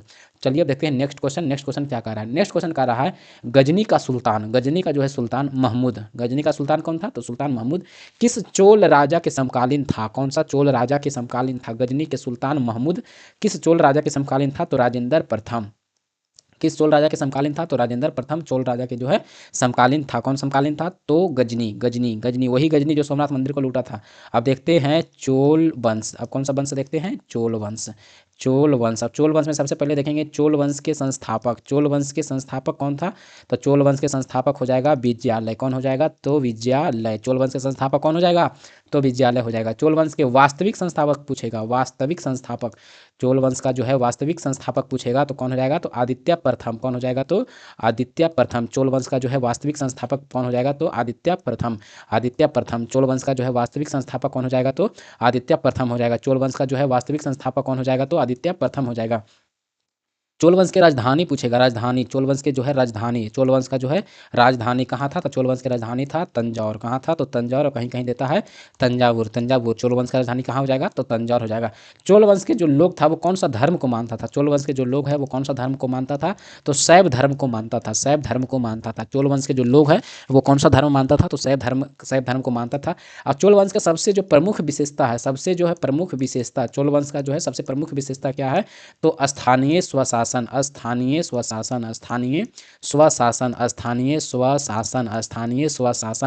वंश के प्रमुख विशेषता क्या हो जाएगा स्थानीय स्वशासन। नटराज की मूर्ति किस वंश से मिला था, यानी नटराज का मूर्ति किस वंश के राजा ने बनाया था तो चोल वंश के राजा ने बनाया था। नटराज की मूर्ति किस वंश से संबंधित है तो चोल वंश से संबंधित है। नटराज की मूर्ति जो नहीं देखते हैं इसी टाइप से बना हुआ रहता है, तो नटराज की मूर्ति जो है चोल वंश के राजा जो है बनाया था नटराज की मूर्ति। अगर जो इसमें आप पूछ देगा प्रथम महान शासक चोल वंश का जो है प्रथम महान शासक चोल वंश का जो है प्रथम महान शासक, चोल वंश का जो है प्रथम महान शासक, तो चोल वंश के जो है प्रथम महान शासक कौन हो जाएंगे? तो राजा राज प्रथम। कौन हो जाएंगे? तो राजा राज प्रथम, राजा राज प्रथम, राजा राज प्रथम, राजा राज प्रथम। चोल वंश के महान शासक कौन हो जाएंगे? तो राजा राज प्रथम। चोल वंश के महान शासक कौन हो जाएंगे? तो राजा राज प्रथम। अब यही वो जो है राजा राज प्रथम जिन्होंने जो है बृहदेश्वर में यानी कि बृहदेश्वर मंदिर का भी निर्माण करवाए थे। तंजौर में जो है बृहदेश्वर मंदिर का निर्माण, बृहदेश्वर मंदिर का निर्माण, बृहदेश्वर मंदिर का निर्माण कौन करवाए थे? तो यही राजा राज प्रथम, राजा राज प्रथम। बृहदेश्वर मंदिर का निर्माण कौन करवाए थे? तो राजा राज प्रथम करवाए थे। अब बृहदेश्वर मंदिर का निर्माण कौन करवाए थे? तो राजा राज प्रथम करवाए थे। लेकिन अगर जो पूछ देगा सबसे शक्तिशाली, सबसे शक्तिशाली, सबसे शक्तिशाली, सबसे शक्तिशाली शासक चोल वंश का, सबसे शक्तिशाली शासक चोल वंश का सबसे शक्तिशाली शासक तो कौन हो जाएंगे? तो राजेंद्र प्रथम, राजेंद्र प्रथम, राजेंद्र प्रथम। देखिए शक्तिशाली कैसे थे, इन्होंने जो है श्रीलंका पर भी कब्जा कर लिए थे, इंडोनेशिया पर भी कब्जा कर लिए थे और भारत के जो है दक्षिण भाग उस पर पूरा कब्जा कर लिए थे। तो यानी कि सबसे शक्तिशाली शासक कौन थे? तो राजेंद्र प्रथम। चोल वंश का जो है सबसे शक्तिशाली शासक राजेंद्र प्रथम। चोल वंश का जो है सबसे शक्तिशाली शासक कौन थे? तो राजेंद्र प्रथम थे। कौन थे? तो राजेंद्र प्रथम थे। और इन्होंने जो है बंगाल से लेकर के बंगाल हो गया, इंडोनेशिया हो गया, श्रीलंका हो गया, सब पर कब्जा कर लिए थे। मलेशिया हो गया, यानी कि सब पर कब्जा कर लेते हैं। Bengal, Indonesia, Sri Lanka, Malaysia. इसीलिए जो है सबसे चोल वंश का सबसे शक्तिशाली शासक माना जाता है राजेंद्र प्रथम को। किसे माना जाता है? तो राजेंद्र प्रथम को। इन्होंने जो पूरा जो है बंगाल, इंडोनेशिया, मलेशिया और श्रीलंका सब पर कब्जा कर लिए थे। और इन्होंने जब बंगाल पर जब कब्जा किए थे, इन्होंने जब जो है बंगाल पर कब्जा जब किए थे, तो इन्होंने जो है यानी कि बंगाल एरिया जो होता है गंगा वाला एरिया होता है, बंगाल का जो एरिया होता है वो गंगा वाला एरिया होता है। तो गंगा पर अधिकार कर लिए थे। तो गंगा पर अधिकार करने के बाद जो है यानी बंगाल पर अधिकार करने के बाद जो इन्होंने एक उपाधि धारण किए थे, गंगई कोंडपुरम, गंगई कोंडपुरम, गंगई कोंडपुरम, गंगई कोंडपुरम, कोंडपुरम की उपाधि चोल वंश का कौन सा शासक उपाधि धारण किए थे? तो सबसे शक्तिशाली शासक राजेंद्र प्रथम, सबसे शक्तिशाली शासक राजेंद्र प्रथम, सबसे शक्तिशाली शासक राजेंद्र प्रथम, सबसे शक्तिशाली शासक राजेंद्र प्रथम, सबसे शक्तिशाली शासक राजेंद्र प्रथम। गंगई कोंडपुरम, गंगई कोंड चोलपुरम, गंगई इसका पूरा नाम है गंगई कोंड चोलपुरम, गंगई कोंड चोलपुरम, गंगई कोंड चोलपुरम की उपाधि कौन धारण किए थे? तो राजेंद्र प्रथम। कौन उपाधि धारण किए थे? तो राजेंद्र प्रथम। उन्होंने बंगाल के शासक महिपाल को, बंगाल के शासक किसे हराए थे? तो महिपाल को बंगाल के शासक को जो है महिपाल को हरा करके बंगाल पर कब्जा करने के बाद उपाधि धारण किए थे गंगई कोंड चोलपुरम, गंगई कोंड चोलपुरम के उपाधि धारण किए थे, गंगई कोंड चोलपुरम के उपाधि धारण किए थे। और पवित्र जल लाकर के जो अपनी राजधानी गंगई कोंड चोलपुरम में जो है चोल गंगम झील में भरपाई भी किए थे। कौन किए थे? तो यही राजेंद्र प्रथम, राजेंद्र प्रथम, राजेंद्र प्रथम, राजेंद्र प्रथम, राजेंद्र प्रथम, राजेंद्र प्रथम, राजेंद्र प्रथम। सुल्तान की उपाधि धारण करने वाला पहला शासक, सुल्तान की उपाधि जो है अगर जो आपसे पूछ देगा सुल्तान की उपाधि यहाँ लिख देते हैं सुल्तान की उपाधि धारण करने वाला पहला शासक, सुल्तान की उपाधि धारण करने वाला पहला शासक कौन हो जाएगा? तो महमूद गजनी। सुल्तान की उपाधि धारण करने वाला पहला शासक महमूद गजनी, सुल्तान की उपाधि धारण करने वाला पहला शासक महमूद गजनी। लेकिन वहीं कह देगा दिल्ली सल्तनत में सुल्तान की उपाधि कौन धारण किया था? दिल्ली सल्तनत में जो सुल्तान की उपाधि धारण कौन किया था? तो इल्तुतमिश। कौन किया था? तो इल्तुतमिश। दिल्ली सल्तनत में जो सुल्तान की उपाधि धारण कौन किया था? दिल्ली सल्तनत में जो सुल्तान की उपाधि धारण कौन किया था? तो इल्तुतमिश। और कहेगा सिर्फ और सिर्फ कहेगा सुल्तान की उपाधि धारण करने वाला पहला शासक तो महमूद गजनी क्या हो जाएगा? तो महमूद गजनी हो जाएगा। वहीं अगर जो महमूद गजनी के बारे में देख लेते हैं, महमूद गजनी तो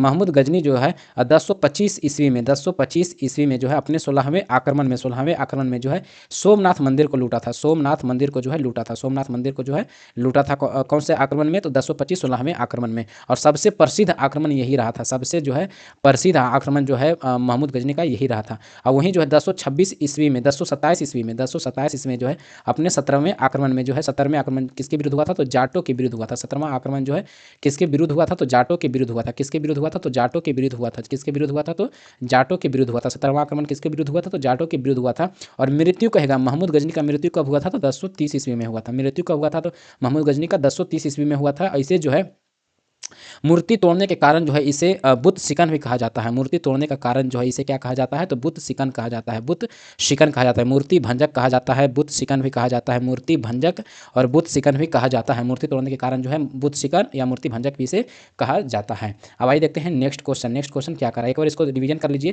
देखिए, चोल वंश की स्थापना कौन किए थे, चोल वंश की स्थापना किए थे विजयालय। राजधानी कहाँ बनाए थे, तो राजधानी बनाए थे तंजौर या तंजावुर। वास्तविक संस्थापक कौन थे, तो वास्तविक संस्थापक थे आदित्य प्रथम। चोल वंश के जो है वास्तविक संस्थापक कौन थे, तो आदित्य प्रथम। राजधानी कहाँ बनाए थे, तो तंजौर। किस धर्म को मानते थे चोल वंश के लोग, तो मानते थे शैव धर्म को। विशेषता क्या था चोल वंश की, तो स्थानीय स्वशासन और नटराज की मूर्ति। नटराज की जो मूर्ति मिली थी किस वंश से, तो नटराज की जो मूर्ति मिली थी तो मिली थी चोल वंश से। किसी में कौन सा वंश से मिला था, तो चोल वंश से मिला था। सबसे महान शासक चोल वंश का कहेगा तो राजा राज प्रथम। बृहदेश्वर मंदिर का निर्माण कौन करवाया था, तो राजा राज प्रथम। वहीं कहेगा कि जो सबसे शक्तिशाली शासक कहेगा तो राजेंद्र प्रथम। इन्होंने जो है बंगाल से लेकर के बंगाल, मलेशिया, इंडोनेशिया, श्रीलंका सब पर कब्जा कर लिए थे। बंगाल पर जब कब्जा किए थे यानी गंगा नदी वाला एरिया पर कब्जा किए थे, तो गंगा नदी पर जब एरिया करने के बाद अब जो है बंगाल के शासक था महिपाल को हरा करके, बंगाल के शासक था महिपाल को हरा करके गंगई कोंडचोलपुरम नाम से जो है उपाधि धारण किए थे। गंगई कोंडचोलपुरम की उपाधि जो है धारण किए थे राजेंद्र प्रथम। और महमूद गजनी के बारे में अगर जो देखते हैं तो 1025 16वें आक्रमण में जो है सोमनाथ मंदिर को लूटा था, सबसे प्रसिद्ध आक्रमण रहा था। और 1027 ईस्वी में 17वां आक्रमण, टोटल 17 बार आक्रमण किया था। टोटल कितने बार आक्रमण किया था, तो 17 बार आक्रमण किया था। और जो है 17वां आक्रमण था जो जाटों के विरुद्ध था। और 1030 ईस्वी में जो है 1030 ईस्वी में जो है महमूद गजनी का जो है निधन हो गया था। ऐसे जो है मूर्ति भंजक या बुत शिकन के भी नाम से जाना जाता है। अब आइए देखते हैं नेक्स्ट क्वेश्चन। नेक्स्ट क्वेश्चन क्या कर रहा है, नेक्स्ट क्वेश्चन कह रहा है कि अनंतराज सागर जलाशय का निर्माण, अनंतराज जो है सागर जलाशय का निर्माण जो है किस वंश के शासक द्वारा करवाया गया था। अनंतराज सागर का जो है जलाशय का जो निर्माण किया गया था वो किस वंश के शासकों द्वारा किया गया था, तो ये विजयनगर के शासकों द्वारा जो है, विजयनगर वंश के जो है शासकों द्वारा जो है किया गया था। अब देख लेते हैं विजयनगर के बारे में, किसके बारे में अब देखते हैं, तो विजयनगर के बारे में, विजयनगर के बारे में अब जो है हम लोग देख लेते हैं। विजयनगर के बारे में जो है हम लोग देख लेते हैं। विजयनगर, विजयनगर किसके बारे में, तो विजयनगर के बारे में हम लोग अब देखते हैं। देखिए, विजयनगर का जो स्थापना हुआ था, विजयनगर का जो है स्थापना हुआ था, विजयनगर का स्थापना जो हुआ था 1336 ईस्वी में किसने किए थे, तो हरिहर एवं बुक्का नामक दो सामंत था। हरिहर एवं बुक्का, हरिहर एवं हरिहर एंड बुक्का, हरिहर एंड बुक्का दो सामंत था। हरिहर, इस समय दिल्ली का सुल्तान कौन था, इस समय अगर जो पूछ देगा दिल्ली का सुल्तान, इस समय अगर जो पूछ देगा दिल्ली का सुल्तान कौन था, इस समय दिल्ली का पूछ देगा सुल्तान कौन था, तो 1336 ईस्वी में कौन था, तो वही पगला था MBT, मोहम्मद बिन तुगलक, मोहम्मद बिन तुगलक। विजयनगर साम्राज्य में जो है 4 वंश था। विजयनगर, देखिए विजयनगर साम्राज्य था, साम्राज्य न कि वंश था, विजयनगर साम्राज्य था, वंश नहीं था। तो इसमें 4 वंश था। कौन कौन सा था, तो संगम वंश, संगम के पास हो जाएगा सल्लू वंश, संगम वंश, सल्लू वंश। फिर हो जाएगा तुल्लु वंश, संगम वंश, तुल्लु वंश और अराविडु वंश। कौन सा वंश, अराविडु वंश। कौन सा वंश हो जाएगा, तो अराविडु वंश। यही तुल्लु वंश के शासक था KDR यानी कृष्णदेव राय। और इसी के समय जो है अनंतराज सागर जलाशय का जो है, अनंतराज सागर जलाशय का जो है निर्माण किया गया था। अनंतराज सागर जलाशय का निर्माण अनंतराज द्वारा KDR द्वारा जो है कराया गया था। जलाशय का निर्माण जो है करवाया गया था किसके द्वारा, तो कृष्णदेव राय के द्वारा जो है करवाया गया था। तो कौन सा साम्राज्य, तो विजयनगर साम्राज्य। कौन सा 4 वंश था, तो संगम वंश, तुल्लु वंश और अराविडु वंश। अनंत राज सागर जलाशय का जो निर्माण किस वंश के शासकों द्वारा करवाया गया था, तो विजयनगर साम्राज्य वंश के द्वारा जो है करवाया गया था। अब आइए देखते हैं नेक्स्ट क्वेश्चन। नेक्स्ट क्वेश्चन क्या कर रहा है, नेक्स्ट क्वेश्चन कह रहा है कि जो है मंगोल शासक कौन था, तो चंगेज खान की मृत्यु कब हुआ था। चंगेज खान की जो है मृत्यु कब हुआ था, तो 1227 ईस्वी में। कब हुआ था, तो चंगेज खान की जो है मृत्यु कब हुआ था, तो 1227 ईस्वी में हुआ था। कब हुआ था, तो 1227 ईस्वी में हुआ था। चंगेज खान के बारे में अगर जो देखा जाए तो यह प्रत्यक्ष रूप से भारत पर आक्रमण नहीं किया था। चंगेज खान जो है प्रत्यक्ष रूप से जो है भारत पर आक्रमण नहीं किया था। चंगेज खान जो है प्रत्यक्ष रूप से जो है भारत पर आक्रमण नहीं किया था, बल्कि मांग भरनी के जो है पीछा करते हुए भारत आ गया था। बल्कि जो है यह मांग भरनी के जो है मांग भरनी के कारण जो है मांग भरनी के पीछा करते हुए जो है भारत आया था। मांग भरनी के जो है पीछा करते हुए चंगेज खान जो है भारत आया था।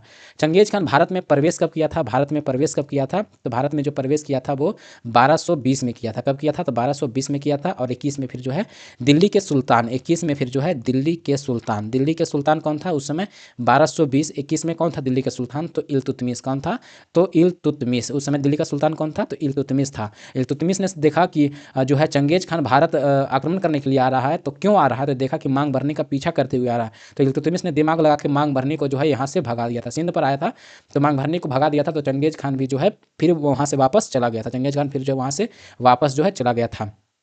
अगर जो इल्तुतमिश का कार्यकाल देखा जाए तो हो जाएगा 1211 से लेकर के 1236। 1211 से लेकर के 1236 इल्तुतमिश का कार्यकाल देखा जाए तो 1211 से लेकर के 1236 तक के इल्तुतमिश का कार्यकाल हो जाएगा। इल्तुतमिश दिमाग लगाया, देखा कि चंगेज खान जो है भारत पर क्यों आक्रमण करने आ रहा है, तो देखा कि ये भारत पर आक्रमण करने नहीं बल्कि मांग भरने का जो है पीछा करने के लिए जो है आ रहा है। तो इल्तुतमिश ने जो है मांग भरने को जो है सिंध से ही जो है भगा दिया था। कहाँ से, तो सिंध से ही जो है मांग भरने को जो है इल्तुतमिश ने भगा दिया था। तो वहीं से जो है वापस लौट गया था। कौन लौट गया था, तो यही चंगेज खान जो है 21 में जो है वापस लौट गया था और 27 में जाकर के चंगेज खान की वहीं मृत्यु हो गया था। अब देख लेते हैं सबसे अधिक सर्वाधिक मंगोल आक्रमण, सर्वाधिक मंगोल आक्रमण जो है किसके समय हुआ था, सर्वाधिक जो है मंगोल आक्रमण जो है किसके समय हुआ था, तो अलाउद्दीन खिलजी के समय हुआ था। अलाउद्दीन खिलजी के समय हुआ था। किसके समय हुआ था, तो अलाउद्दीन खिलजी के समय हुआ था। सब सर्वाधिक मंगोल आक्रमण जो है किसके समय हुआ था, तो अलाउद्दीन खिलजी के समय हुआ था। सबसे अधिक मंगोल आक्रमण किया था तो अलाउद्दीन खिलजी के समय किया था। और इतिहास का जो है इतिहास का सबसे सबसे क्रूर शासक, इतिहास का जो है सबसे क्रूर शासक किसे माना जाता है, तो चंगेज खान को। किसे माना जाता है, तो चंगेज खान को। इतिहास का सबसे जो है क्रूर शासक किसे माना जाता है, तो चंगेज खान को। किसे माना जाता है, तो चंगेज खान को माना जाता है। इसका जो मूल नाम था, चंगेज खान का जो मूल नाम था, चंगेज खान का जो मूल नाम था क्या था, तो चंगेज खान का जो मूल नाम था वो था तिमुचीन। क्या नाम था, तो तिमुचीन। चंगेज का जो मूल नाम था वो क्या था, तो तिमुचीन। क्या नाम था, तिमुचीन था। और ये अपने आप को ईश्वर का अभिशाप कहता था। ये अपने आप को जो है ईश्वर का सभी व्यक्ति तो ईश्वर का वरदान कहता है, लेकिन जो चंगेज खान था जिसका मूल नाम तिमुचीन था वो अपने आप को जो है ईश्वर का अभिशाप कहा करता था। क्या कहा करता था, ईश्वर का अभिशाप कहा करता था। चंगेज खान जो ईश्वर का जो है अभिशाप कहा करता था, ईश्वर का जो है अभिशाप कहा करता था। तैमूर लंग भारत पर आक्रमण कब किया था, तैमूर लंग और देखिए तैमूर लंग अगर जो कहेगा तैमूर लंग जो है भारत पर कब आक्रमण किया था, तो तैमूर लंग जो है भारत पर जो आक्रमण किया था वो 1398 ईस्वी में किया था। तैमूर लंग जो है भारत पर आक्रमण कब किया था, तो 1398 ईस्वी में किया था। इस समय दिल्ली में किस वंश का शासक था, तो इस समय दिल्ली में जो तुगलक वंश का अंतिम शासक नसीरुद्दीन मोहम्मद तुगलक था। इस समय जो है दिल्ली में 1398 में दिल्ली में जो है 1398 में जो है दिल्ली में जो है तुगलक वंश के शासक था, तुगलक वंश के अंतिम शासक नसीरुद्दीन मोहम्मद तुगलक। ये जो था तुगलक वंश के अंतिम शासक, तुगलक वंश के जो है अंतिम शासक था नसीरुद्दीन मोहम्मद तुगलक वंश का अंतिम शासक। देखिए तैमूर लंग भारत पर जब आक्रमण किया था 1398 ईस्वी में, उस समय दिल्ली का सुल्तान कौन था, तो दिल्ली का सुल्तान था तुगलक वंश के अंतिम शासक नसीरुद्दीन मोहम्मद तुगलक। वहीं पूछेगा सबसे जो है सर्वाधिक मंगोल आक्रमण किसके समय में हुआ था, तो सर्वाधिक मंगोल आक्रमण जो हुआ था वो अलाउद्दीन खिलजी के समय में हुआ था। इतिहास का सबसे क्रूर शासक किसे माना जाता है, चंगेज खान को। चंगेज खान का मूल नाम क्या था, तिमुचीन। इसे जो है ईश्वर का अभिशाप भी कहा जाता है, अपने आप को ईश्वर का अभिशाप मानता था। अब आइए देखते हैं नेक्स्ट क्वेश्चन क्या कर रहा है। इसका आंसर क्या हो जाएगा, तो इसका आंसर हो जाएगा 1227। इसमें चंगेज खान की मृत्यु हो गया था, चंगेज खान की जो है मृत्यु हो गया था। नेक्स्ट क्वेश्चन कह रहा है गिजाली किसके शासनकाल में, गिजाली जो है किसके शासनकाल में जो है प्रसिद्ध रचनाकार थे। गिजाली जो है किसके शासनकाल में जो है प्रसिद्ध रचनाकार थे, तो अकबर के समय। किसके समय हो जाएगा, तो अकबर के समय में हो जाएगा। किसके समय में हो जाएगा, तो अकबर के समय में हो जाएगा। अब देख लेते हैं अकबर के बारे में, किसके बारे में, तो अकबर के बारे में अब हम लोग देखते हैं। देखिए कहेगा अकबर के समय में जो है अनुवाद विभाग की स्थापना किसके समय किया गया था, तो अकबर के समय में किया गया था। अनुवाद विभाग की स्थापना किसके समय में किया गया था, तो अकबर के समय में किया गया था। कब किया गया था, तो 1574 ईस्वी में। कब किया गया था, तो 1574 ईस्वी में किया गया था। इसीलिए अकबर ने जो है अनुवाद विभाग का तो स्थापना किया, इसीलिए जो बहुत सारा पुस्तक को जो है फारसी में अनुवाद करवाया, बहुत सारा पुस्तक को जो है फारसी में अनुवाद करवाया। जैसे जैसे इन्होंने जो है तुजुक ए बाबरी, तुजुक ए बाबरी, तुजुक ए बाबरी, तुजुक ए बाबरी किस भाषा में था? तो तुजुक ए बाबरी जो था तुर्क भाषा में था। किस भाषा में था? तो तुर्क भाषा में था। किस भाषा में था? तो तुर्क भाषा में था। तुजुक ए बाबरी किस भाषा में था? तुर्क भाषा में था। लेकिन इसे जो है अनुवाद करके तुजुक ए बाबरी को जो है अनुवाद करके तुजुक ए बाबरी को जो है अनुवाद करके इसे अनुवाद करके अनुवाद कौन किया था? तो अनुवाद किया था रहीम ए खाने खाना। किसने किया था? तो रहीम ए खाने खाना, रहीम ए खाने खाना किसने किया था? तो रहीम ए खाने खाना किया था। और इसका नाम तुजुक ए बाबरी का अनुवाद फारसी में जो अनुवाद करके जो है फारसी में अनुवाद करके क्या रखा गया था? तो इसे रखा गया था बाबरनामा, बाबरनामा, बाबरनामा रखा गया था। बाबरनामा जो है रखा गया था। अनुवाद कौन किया था? तो अनुवाद किया था ये रहीम में खाने खाना, रहीम ए खाने खाना। अनुवाद कौन किया था? तो रहीम ए खाने खाना। फारसी में अनुवाद कौन करवाया था? तो अकबर ने करवाया था तुजुक ए बाबरी को। और किया किसने था? तो रहीम ए खाने खाना ने किया था। नाम क्या रखा था? बाबरनामा रखा था। एक और पुस्तक है जैसे कि इसका महाभारत का भी जो है महाभारत हो या रामायण हो, महाभारत हो या फिर रामायण हो, महाभारत हो या फिर रामायण हो, इसे जो है फारसी में अनुवाद दोनों को जो है फारसी में अनुवाद कौन किया था? तो किया था अब्दुल कादिर बदायूनी, अब्दुल कादिर बदायूनी, अब्दुल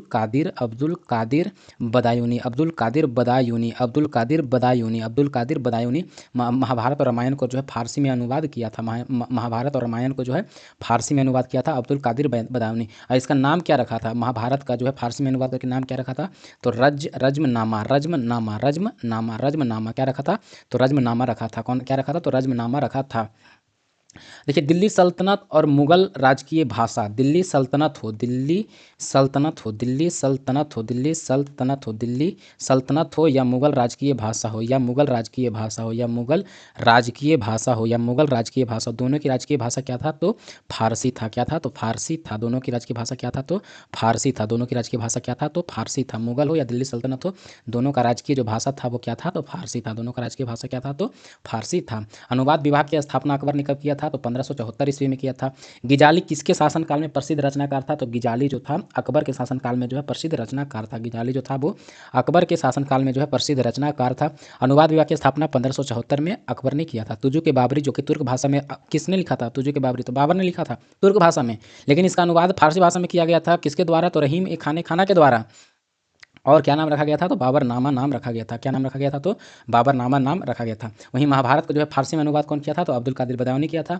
और रामायण को भी फारसी में अनुवाद कौन किया था? तो अब्दुल कादिर बदायूनी किया था। और महाभारत का फारसी में क्या नाम रखा गया था? तो रज्मनामा रखा गया था। चाहे दिल्ली सल्तनत हो या मुगल सल्तनत हो, दोनों का जो है राजकीय भाषा क्या था? तो फारसी था। दोनों का राजकीय भाषा क्या था?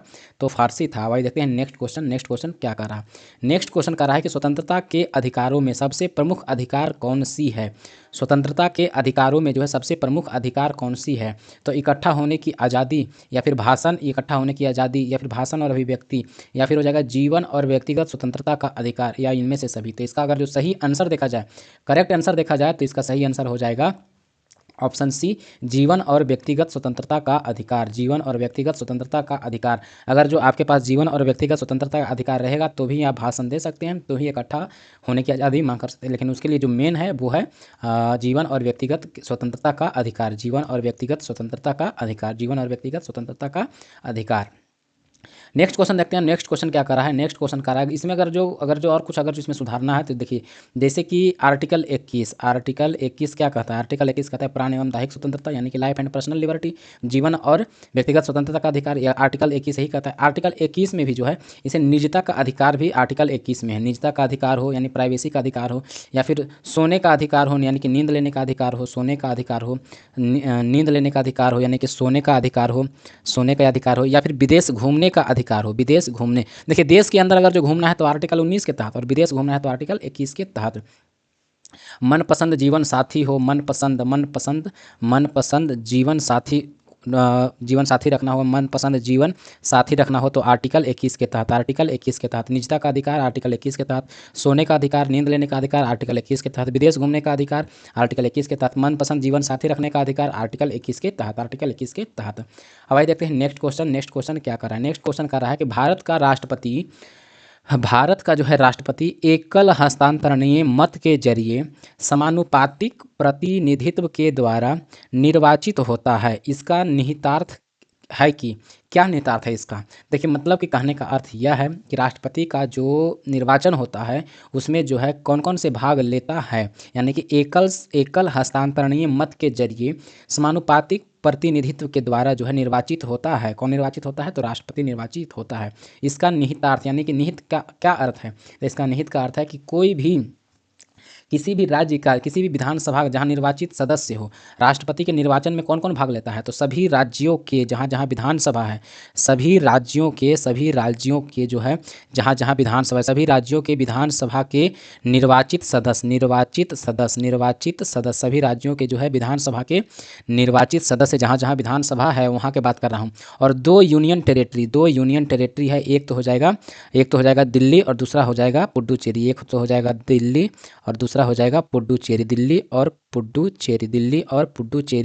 दिल्ली और पुडुचेरी विधानसभा के जो है निर्वाचित सदस्य विधानसभा के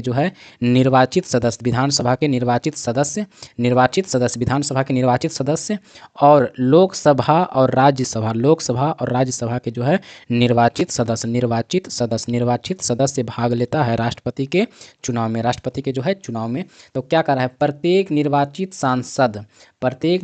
सांसद मतलब मेंबर ऑफ पार्लियामेंट या विधायक निर्वाचित का बात कर रहा है। प्रत्येक निर्वाचित सांसद या विधायक के मतों की संख्या समान होती है। तो बिल्कुल सही बात है, कर रहा है प्रत्येक निर्वाचित सांसद हो, जो भी निर्वाचित सांसद है और जो विधायक के मत है, यानी कि देखिए केंद्र में अगर जो देखा जाए तो जितने भी निर्वाचित सांसद है लोकसभा और राज्यसभा के जितने भी सांसद हैं उस सांसद के जितना भी मत की संख्या होगा सभी निर्वाचित विधायक के मतों की संख्या जो है वो समान होगा। क्या होगा? तो समान होगा, यानी कि ऑप्शन ए इसका हो जाएगा सही आंसर। ऑप्शन ए है क्या हो जाएगा? तो सही आंसर हो जाएगा। तो सभी विधायक कह दिया तो या तो विधानसभा का हो या फिर राज्य का हो या फिर यूनियन टेरेटरी का हो, तो वहाँ के विधायक का भी जो है मतों की संख्या क्या होगा? तो समान होगा। सभी विधायक की मतों की संख्या समान होगा। किसके समान? तो सभी निर्वाचित सांसद के समान होगा। ऑप्शन बी में कह रहा है सांसदों तथा राज्यों के विधेयकों के मतों की संख्या समान होती है। देखिए होता है तो समान, लेकिन यहाँ कंफर्म नहीं किया है कि निर्वाचित है कि मनोनीत है, इसलिए ये गलत हो जाएगा। सी कह रहा है कि सभी सांसदों तो हो ही नहीं सकता है कि इसमें सिर्फ और सिर्फ निर्वाचित सांसद होगा। सांसदों और विभिन्न राज्यों के विधायकों के मतों की संख्या भिन्न नहीं होती है, एक समान होती है, लेकिन निर्वाचित सांसदों की होती है, तो ये भी गलत हो जाएगा। तो केवल ऑप्शन ए इसका सही आंसर है। अब आइए देखते हैं नेक्स्ट क्वेश्चन क्या कर रहा है। नेक्स्ट क्वेश्चन कर रहा है राज्य के नीति निर्देशक तत्व के संदर्भ में, यानी कि डीपीएसपी के जो है संदर्भ में निम्नलिखित कथनों पर जो है विचार कीजिए। ठीक है, विचार करते हैं। तो क्या रहा है? राज्य के नीति निर्देशक तंत्र वो न्यायालय द्वारा जो है परिवर्तनीय नहीं है। तो न्यायालय द्वारा परिवर्तनीय नहीं है, ये बिल्कुल सही बात है। कानून निर्माण में इन सिद्धांतों को लागू करना राज्य का कर्तव्य होगा। कानून निर्माण में जो है इन सिद्धांत को यानी डीपीएसपी को जो है लागू करना राज्य का कर्तव्य होगा। तो बिल्कुल सही बात है कि कानून जब निर्माण करेगा राज्य तो जो है डीपीएसपी के सिद्धांत को भी लागू करेगा, यानी कि उसका कर्तव्य है कि डीपीएसपी के सिद्धांत को लागू करे। राज्य अगर जो ऐसा कोई भी कानून बनावे तो लोगों के हित में बनावे। तो लोगों के हित में बनाने के लिए जो है जैसे कि डीपीएसपी 36 से 51 जो है उसमें भी राज्य का कर्तव्य है कि जो है डीपीएसपी राज्य के नीति तत्व को भी जो है इन सिद्धांतों को जो भी है लागू करे। तो यानी कि ऑप्शन बी हो जाएगा, 1 और 2 दोनों सही है। देखिए न्यायालय द्वारा परिवर्तनीय क्या क्या नहीं है, तो देख लेते हैं हम इधर। डीपीएसपी पूछ देगा आपसे, डीपीएसपी आपसे पूछ देगा, राज्य के नीति निर्देशक सिद्धांत पूछ देगा, या फिर मूल कर्तव्य पूछ देगा। मूल कर्तव्य पूछ देगा। डीपीएसपी पूछेगा, मूल कर्तव्य पूछ देगा, या फिर प्रस्तावना पूछेगा, या फिर जो है प्रस्तावना पूछ देगा। डीपीएसपी, मूल कर्तव्य या प्रस्तावना, ये तीनों जो है न्यायालय द्वारा परिवर्तनीय नहीं है। डीपीएसपी के लिए तो पर्सनल आर्टिकल जो है आर्टिकल 37 है। आर्टिकल क्या है? तो 37 है। और जो है इसमें देखा जाए तो ये जो है न्यायालय द्वारा परिवर्तनीय नहीं है। न्यायालय द्वारा इसे परिवर्तन नहीं किया जा सकता है। न्यायालय द्वारा परिवर्तनीय नहीं है। वाद योग नहीं है। वाद योग शब्दों के जाल में मत फंसेगा, जैसे कहीं कहीं लिख देगा वाद योग, तो वाद योग भी जो है नहीं है। वहीं पूछेगा जो है न्याय उचित, तो न्याय उचित भी जो है नहीं है। न्याय उचित भी नहीं है। डीपीएसपी, मूल कर्तव्य और प्रस्तावना, ये जो है न्यायालय द्वारा वाद योग नहीं है, यानी कि न्यायालय द्वारा जो है इसे लागू हम नहीं करवा सकते हैं। ऐसा नहीं कि राज्य अगर जो मान ले कि जो है कोई भी जो है डीपीएसपी से संबंधित हो या फिर मूल कर्तव्य से संबंधित कोई भी व्यक्ति से मूल कर्तव्य में फंडामेंटल टोटल 11 है, उसमें से कोई व्यक्ति नहीं मान रहा है तो नहीं मान रहा, तो इसे उसका अपना अधिकार है कि नहीं माने। ऐसा नहीं कि कानून के द्वारा यानी कि सुप्रीम कोर्ट के द्वारा या फिर कोई भी न्यायालय के द्वारा इसे हम मतलब कि करवा दें कि इसको मानना ही पड़ेगा, तो ऐसा कोई बात नहीं है। इसीलिए इसमें दिया गया कि न्यायालय द्वारा जो है परिवर्तनीय नहीं है, वाद योग्य नहीं, यानी कि न्यायालय द्वारा हम जबरदस्ती किसी को मानने से लेने मौलिक कर्तव्य हो जाए कि नहीं तो मौलिक कर्तव्य मानो, ऐसा कोई बात नहीं है। न्यायालय द्वारा वाद योग्य नहीं है, न्यायालय में हम इसको जाकर के नहीं ठहरा सकते हैं कि ये व्यक्ति नहीं मान रहा है या फिर मौलिक कर्तव्य जो है 11 फंडामेंटल ड्यूटी है वो हम नहीं मान रहे हैं, तो इसका वाद योग्य नहीं है। सुप्रीम कोर्ट या कोई भी कोर्ट में है इसे इसमें एक मुकदमा दायर नहीं कर सकते हैं। डीपीएसपी से संबंधित हो या फिर मूल कर्तव्य से संबंधित हो या फिर प्रस्तावना से संबंधित हो, तो इसका आंसर क्या हो जाएगा? ऑप्शन 1 और 2 दोनों सही है। ऑप्शन 1 और 2 दोनों सही है। अब आइए देखते हैं नेक्स्ट क्वेश्चन। नेक्स्ट क्वेश्चन क्या कर रहा है? नेक्स्ट क्वेश्चन कर रहा है भारतीय दंड संहिता की कौन सी धारा महिलाओं की सहमति के बिना सहमति के बिना जो है गर्भपात करने का अपराध से संबंधित है। अगर जो महिलाएं सहमति नहीं कर रहा है, महिलाएं जो है सहमति नहीं कर रहा है गर्भपात करने के लिए, तो अगर जो आप कर दिए तो यह जो है अपराध माना जाएगा। क्या माना जाएगा? तो यह जो है अपराध माना जाएगा। किस आईपीसी धारा के तहत? तो आईपीसी धारा 313 के तहत, आईपीसी धारा जो है 313 के तहत यह अपराध माना जाएगा, अपराध माना जाएगा। आईपीसी की धारा 313 के तहत जो है भारतीय दंड संहिता की कौन सी धारा जो है महिलाओं की सहमति के बिना, महिला के सहमति के बिना अगर जो आप गर्भपात कर दिए तो यह अपराध माना जाएगा। क्या माना जाएगा? अपराध माना जाएगा आईपीसी की धारा 313 के तहत, आईपीसी की धारा 313 के तहत।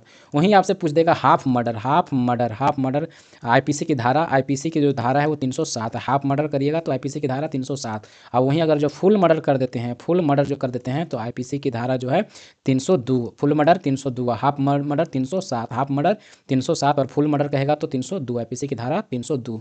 अब आइए देखते हैं नेक्स्ट क्वेश्चन। नेक्स्ट क्वेश्चन क्या कर रहा है? नेक्स्ट क्वेश्चन कह रहा है वैसा जो संसाधन है जो वर्षों के उपयोग से समाप्त हो जाएगा उसे क्या कहा जाता है? वर्षों के उपयोग से समाप्त होने वाला संसाधन को क्या कहा जाएगा? तो अनवीकरणीय कहा जाएगा। क्या कहा जाएगा? तो अनवीकरणीय कहा जाएगा। वर्षों के संसाधन से समाप्त होगा तो उसे अनवीकरणीय कहा जाएगा। देखिए यहाँ स्टूडेंट कहाँ कहाँ फंसता है, इसमें जो स्टूडेंट जो फंसता है नवीकरणीय और अनवीकरणीय में, तो उसको ध्यान से समझना है। इधर हम लिख रहे हैं नवीकरणीय, और नवीकरणीय को ही जो है गैर परंपरागत कहा जाता है, गैर परंपरागत कहा जाता है, गैर परंपरागत यानी कि नॉन ट्रेडिशनल कहा जाता है, गैर परंपरागत जो है कहा जाता है। नवीकरणीयों को रीन्यूएबल कहा जाता है, रीन्यूएबल कहा जाता है। और इसे जो है गैर परंपरागत को जो है नॉन ट्रेडिशनल कहा जाता है, नॉन ट्रेडिशनल कहा जाता है, नॉन ट्रेडिशनल कहा जाता है। और वहीं हम लोग देख सकते हैं अनवीकरणीय को जो है परंपरागत कहा जाता है, यानी कि परंपरा से चलते हुए आ रहा है तो परंपरागत जैसे परंपरागत में मतलब पहले भी यूज करता था अभी भी यूज कर रहा है तो परंपरागत, पहले भी जो यूज करता था अभी भी यूज कर रहा है तो परंपरागत। और गैर परंपरागत मतलब हो गया पहले यूज नहीं करता था लेकिन अब हम उसका यूज कर रहे हैं, पहले यूज नहीं करता था अब उसका हम यूज कर रहे हैं तो हो जाएगा गैर परंपरागत। और नवीकरणीय का मतलब हो जाएगा रीन्यूएबल, मतलब कि जिसको हम दोबारा हम यूज कर सकते हैं, तो इसका इंग्लिश हो जाएगा नॉन रीन्यूएबल। और परंपरागत का हो जाएगा ट्रेडिशनल, परंपरागत का क्या हो जाएगा? तो ट्रेडिशनल। हिंदी इंग्लिश दोनों याद रखिएगा। अब देखिए इसको कैसे पकड़ना, नवीकरणीय या गैर परंपरागत, दोनों एक ही चीज़ है, अब इसमें देखिए प्राचीन समय में प्राचीन समय इसका थोड़ा कलर चेंज कर देते हैं, इसका थोड़ा जो है कलर चेंज कर देते हैं, इसका जो थोड़ा कलर जो है चेंज कर देते हैं। प्राचीन समय में यूज जो होता है, प्राचीन समय में यूज नहीं होता था, और यह जो है प्राचीन समय में यूज नहीं होता था, नहीं होता था। समाप्त होने वाला नहीं है, नवीकरणीय जो है समाप्त होने वाला नहीं है, नवीकरणीय समाप्त होने वाला संसाधन नहीं है, या कभी समाप्त नहीं होगा। और जो है इसे असीमित भंडार है, इसका जो है असीमित भंडार है, इसका जो है असीमित भंडार है। अब इसका एग्जाम्पल देख लेते हैं तो रिन्यूएबल जैसे क्या हो जाएगा? तो पानी का क्या है? असीमित भंडार है। हवा, पानी हो जाएगा, हवा हो जाएगा। और क्या हो जाएगा? सूर्य का ऊर्जा भी हो जाएगा, सूर्य का क्या हो जाएगा? ऊर्जा, यानी कि सौर ऊर्जा हो जाएगा। सौर ऊर्जा हो जाएगा, पवन हवा लिख दिए यानी कि पवन ऊर्जा, हवा को लिखिए पवन ऊर्जा, सौर ऊर्जा, जल ऊर्जा, ये सब क्या है, तो ये सब जो है रीन्यूएबल एनर्जी है, रीन्यूएबल एनर्जी है। वहीं देख लेते हैं इसका हो जाएगा भूतापीय, भूतापीय, भूतापीय, ये सब क्या है, तो ये सब हो जाएगा रीन्यूएबल एनर्जी या फिर नॉन ट्रेडिशनल एनर्जी। पहले यूज नहीं होता था, अब इसका यूज हो रहा है। और अनवीकरणीय में क्या होता था, अनवीकरणीय यानी प्राचीन समय से यूज होता हुआ आ रहा है, इसमें क्या हो जाएगा, तो प्राचीन समय में भी यूज होता हुआ था, आ रहा था, प्राचीन समय में जो है यूज होता था, प्राचीन समय में यूज होता था। यह जो है समाप्त हो जाएगा, यह जो है समाप्त होने वाला नहीं था, नॉन ट्रेडिशनल नहीं था, लेकिन ट्रेडिशनल जो है अनवीकरणीय और परंपरागत जो है यह समाप्त हो जाएगा, समाप्त जो है यह हो जाएगा। इसका सीमित भंडार है, असीमित नहीं, इसका जो है सीमित भंडार है, सीमित भंडार है, इसका जो है सीमित भंडार है कि एक ना एक दिन जो है इसका समाप्त हो जाएगा।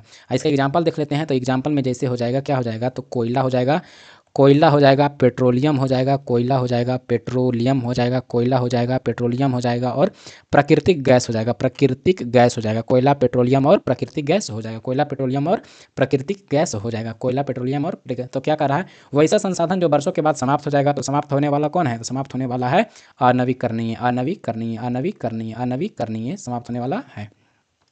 चलिए अब देखते हैं नेक्स्ट क्वेश्चन। नेक्स्ट क्वेश्चन क्या कर रहा है, नेक्स्ट क्वेश्चन कर रहा है भूदृश्य पर जो है जल एवं पवन एवं हिम, भूदृश्य पर जो है जल पवन एवं हिम जैसे विभिन्न घटकों के द्वारा होने वाले क्षय को क्या कहा जाता है। देखिए होने वाले क्षय को, क्षय मतलब कि जो होता है काट छाट होता है, क्षय मतलब काट छाट जो होता है उसे क्या कहा जाता है, तो उसे अपरदन कहा जाता है। क्या कहा जाता है, तो अपरदन कहा जाता है। क्षय से ऐसा ना कि ऑप्शन में फंस जाइएगा और आप क्षय मार दीजिएगा, नहीं, गलत है। क्षय मतलब होता है काट छाट करना, तो उसका कारण होता है अपरदन। अब देखिए यहाँ समझने वाला जो 3 पॉइंट है वो ये समझना है कि एक होता है अपक्षय, एक होता है अपक्षय, एक होता है अपरदन, एक होता है अपरदन, और एक होता है निक्षेपण, एक होता है निक्षेपण। अपक्षय में क्या होता है कि एक ही स्थान पर जो है टूट फूट होना, एक ही स्थान पर जो है टूट फूट होना, एक ही स्थान पर जो है टूट फूट होना क्या कहलाता है, अपक्षय कहलाता है। लेकिन वही कह देगा कि काट छाट करके जो है बहाकर ले जाना, काट छाट कर जो है बहाकर ले जाना, काट छाट कर जो है बहाकर ले जाना, काट छाट करके जो है बहाकर ले जाना क्या कहलाता है, अपरदन कहलाता है, अपरदन कहलाता है। और निक्षेपण, ये जो बहा करके ले गया यानी कि बहाकर जहाँ बहाकर जो ले गया है, जहाँ जमा करेगा यानी कि जहाँ जमा करेगा उसे निक्षेपण कहता है, उसे क्या कहते हैं, तो निक्षेपण कहते हैं, उसे क्या कहते हैं, तो निक्षेपण कहते हैं। और इसमें क्या कह रहा है, भूदृश्य पर जैसे जल के द्वारा या पवन के द्वारा या हिम के द्वारा जैसे विभिन्न घटकों के द्वारा होने वाले क्षय को, क्षय मतलब काट छाट को क्या कहते हैं, तो काट छाट को कहते हैं, क्या कहते हैं, तो अपरदन कहते हैं, क्या कहते हैं, तो अपरदन कहते हैं। अब आइए देखते हैं नेक्स्ट क्वेश्चन। नेक्स्ट क्वेश्चन क्या कर रहा है, नेक्स्ट क्वेश्चन कह रहा है कि भारत के उत्तर पश्चिम भाग में जो है अमेरिकी कपास की किस्म यानी वैरायटी को जो है किस नाम से जाना जाता है, तो यह जाना जाता है अरेबिका, रोबस्टा। ये दोनों तो कॉफ़ी हो जाएगा, ये दोनों क्या हो जाएगा, तो ये दोनों कॉफ़ी हो जाएगा, ये दोनों कॉफ़ी हो जाएगा। बोरो तो हवा भी है, भोरो क्या है, तो एक प्रकार का हवा भी है। और इसका आंसर हो जाएगा क्या, नरमा हो जाएगा। क्या हो जाएगा, अमेरिकी कपास की किस्म को किस नाम से जाना जाता है, तो नरमा। किस किस्म के नाम से जाना जाता है, तो नरमा के नाम से जाना जाता है। अमेरिकी कपास जो है नरमा के नाम से जाना जाता है। अब देख लेते हैं कॉफ़ी के प्रकार। कॉफ़ी के जो हम लोग क्या खाते हैं, तो कॉफ़ी को हम लोग क्या पीते हैं, तो बीज पीते हैं। क्या, बीज का जो हम लोग कॉफ़ी बनाते हैं, बीज का जो हम लोग क्या बनाते हैं, तो कॉफ़ी बनाते हैं। कॉफ़ी का प्रकार देख लेते हैं, तो कॉफ़ी का जो होता है कौन कौन सा एग्जाम्पल है इसका, तो अरेबिका कॉफ़ी का प्रकार है। अरेबिका जो है कॉफ़ी का प्रकार है। रोबोस्टा क्या हो जाएगा, रोबोस्टिका कॉफ़ी का प्रकार है। रोबस्टिका भी हो जाएगा, कॉफ़ी का प्रकार हो जाएगा। लिबेरिका ये भी जो है कॉफ़ी का प्रकार है। अरेबिका, रोबोस्टा, लिबेरिका और एक्सेलेसा ये भी जो है कॉफ़ी का प्रकार है। एक्सेलेसा ये भी जो है कॉफ़ी का प्रकार है। तो कौन कौन सा कॉफ़ी का प्रकार हो जाएगा, arabica, robusta, liberica, excelsa, arabica, robusta, liberica, excelsa, arabica, robusta, liberica और आर के बाद क्या होगा, रुबेलिका और एक्सेलेसा, अरेबिका, रोबस्टिका, लिबेरिका, एक्सालेसा।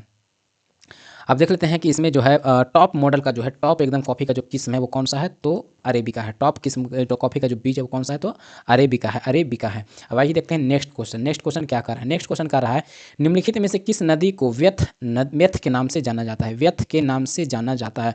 व्यथ का मतलब हो जाएगा वितस्ता। व्यथ का मतलब क्या होगा, तो वितस्ता हो जाएगा। व्यथ का मतलब क्या हो जाएगा, वितस्ता। अब तो मार दीजिएगा व्यथ का मतलब, तो झेलम क्या हो जाएगा, तो झेलम। इसका आंसर क्या हो जाएगा, तो इसका आंसर क्या हो जाएगा, तो झेलम हो जाएगा। तो इसका आंसर क्या हो जाएगा? तो झेलम हो जाएगा।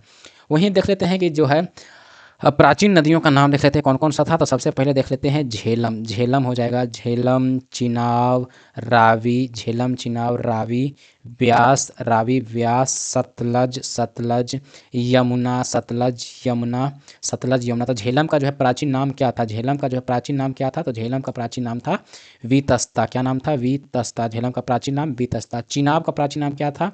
तो चिनाब का प्राचीन नाम था अश्किनी। अश्किनी। चिनाब का प्राचीन नाम क्या था? अश्किनी। रावी का प्राचीन नाम क्या था? तो परुसनी। रावी का प्राचीन नाम क्या था? तो परुसनी। ब्यास का प्राचीन नाम क्या था? तो ब्यास का प्राचीन नाम था बिपाशा। ब्यास का प्राचीन नाम क्या था? बिपाशा। सतलज का प्राचीन नाम क्या था? तो सतुद्री। सतलज का प्राचीन नाम क्या था?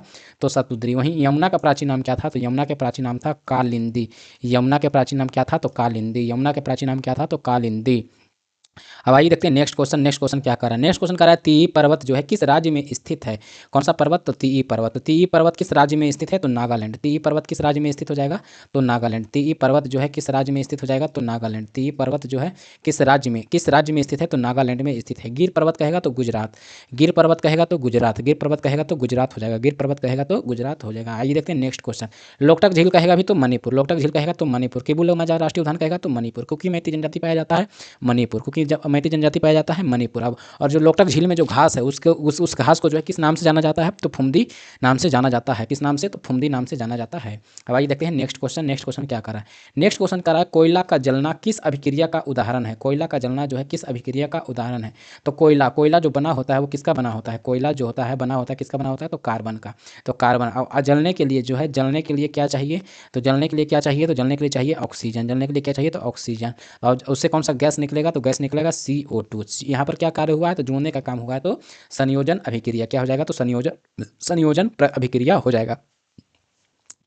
संयोजन अभिक्रिया हो जाएगा। क्या हो जाएगा? तो संयोजन अभिक्रिया हो जाएगा। संयोजन अभिक्रिया हो जाएगा। क्या हो जाएगा? तो संयोजन अभिक्रिया हो जाएगा। संयोजन अभिक्रिया। अब देखिए हम लोग को समझना है कि जो है संयोजन अभिक्रिया जो है संयोजन अभिक्रिया का परिभाषा क्या है, अपघटन का परिभाषा क्या है, विस्थापन का परिभाषा क्या है और द्विविस्थापन का परिभाषा क्या है? तो इसका हो जाएगा C+O2 = CO2 संयोजन अभिक्रिया। अब हम लोग देखते हैं संयोजन अभिक्रिया। तो संयोजन अभिक्रिया हो जाएगा जब दो या दो से अधिक जब जो है जब दो या दो से अधिक जब दो या दो से अधिक जब दो या दो से अधिक जब दो या दो से अधिक कोई भी अभिकारक हो कोई भी जो है अभिकारक हो जब दो या दो से अधिक कोई भी अभिकारक मिलकर जब मिलकर जो है दो या दो से अधिक कोई भी अभिकारक मिलकर एक एक जो है एक प्रोडक्ट बनाता है, यानी कि एक जो है प्रोडक्ट बनाता है एक जो है प्रोडक्ट बनाता है और जो है दो या दो से अधिक मिलकर के एक प्रोडक्ट का जो है निर्माण होता है, एक प्रोडक्ट बनाता है, उसे क्या हम लोग कहते हैं? तो उसे कहते हैं संयोजन अभिक्रिया। जैसे कार्बन और ऑक्सीजन मिलकर के क्या बनाया? तो CO2 बनाया। जैसे कार्बन और ऑक्सीजन मिलकर के क्या बनाया है? तो CO2 बनाया है। यानी कि दो प्रोडक्ट मिलकर के एक दो अभिकारक मिलकर के जो है एक प्रोडक्ट का निर्माण किया है, तो उसे हम लोग क्या बोलेंगे? संयोजन अभिक्रिया बोलेंगे। वहीं अपघटन कहेगा अपघटन या विघटन अपघटन या विघटन अपघटन या जो है विघटन अपघटन या विघटन। तो अपघटन और विघटन का परिभाषा क्या होगा? तो अपघटन और विघटन का हो जाएगा एक अभिकारक टूटकर यानी कि जो है एक अभिकारक टूटकर एक अभिकारक जो है एक अभिकारक टूट करके जो है दो या दो से अधिक दो या दो से अधिक दो या जो है दो से अधिक दो से अधिक दो या दो से अधिक जो है प्रोडक्ट बनाता है दो या दो से अधिक प्रोडक्ट बनाता है, उसे हम लोग क्या बोलते हैं? तो अपघटन हो गया, यानी कि टूट गया है टूट गया यानी कि टूट फूट हुआ है। जैसे जैसे अभी हम लोग इसी को देख लेते हैं तो हो जाएगा CaCO3 कैल्शियम कार्बोनेट को अगर जो है हम लोग अलग अलग करेंगे तो कैल्शियम ऑक्साइड और प्लस CO2 निकलेगा। क्या निकलेगा? तो कैल्शियम ऑक्साइड प्लस CO2 होगा। कैल्शियम ऑक्साइड और CO2 यानी कि पहले एक अभिकारक था उसको जो है मतलब अपघटन करके जो है दो जो है प्रोडक्ट में बन गया है, एक कैल्शियम ऑक्साइड और एक CO2 यानी कार्बन डाइऑक्साइड। अब कह रहा है कि द्विविस्थापन अभिक्रिया तो विस्थापन अभिक्रिया क्या होता है? विस्थापन अभिक्रिया द्विविस्थापन अभिक्रिया इसमें तो होता है आयनों का आदान प्रदान। द्विविस्थापन अभिक्रिया में क्या होता है? तो इन अभिकारक के बीच जो होता है अभिकारक के बीच जो है आयन का आदान प्रदान आयन का जो है आदान प्रदान होता है आयन का बीच जो है आदान प्रदान होता है। और अगर जो ही कह देगा विस्थापन अभिक्रिया तो विस्थापन अभिक्रिया जब एक अधिक क्रियाशील विस्थापन अभिक्रिया में क्या हो जाएगा? विस्थापन अभिक्रिया इसमें यहाँ लिख देते हैं विस्थापन अभिक्रिया में क्या होता है कि जब एक अधिक क्रियाशील जब एक अधिक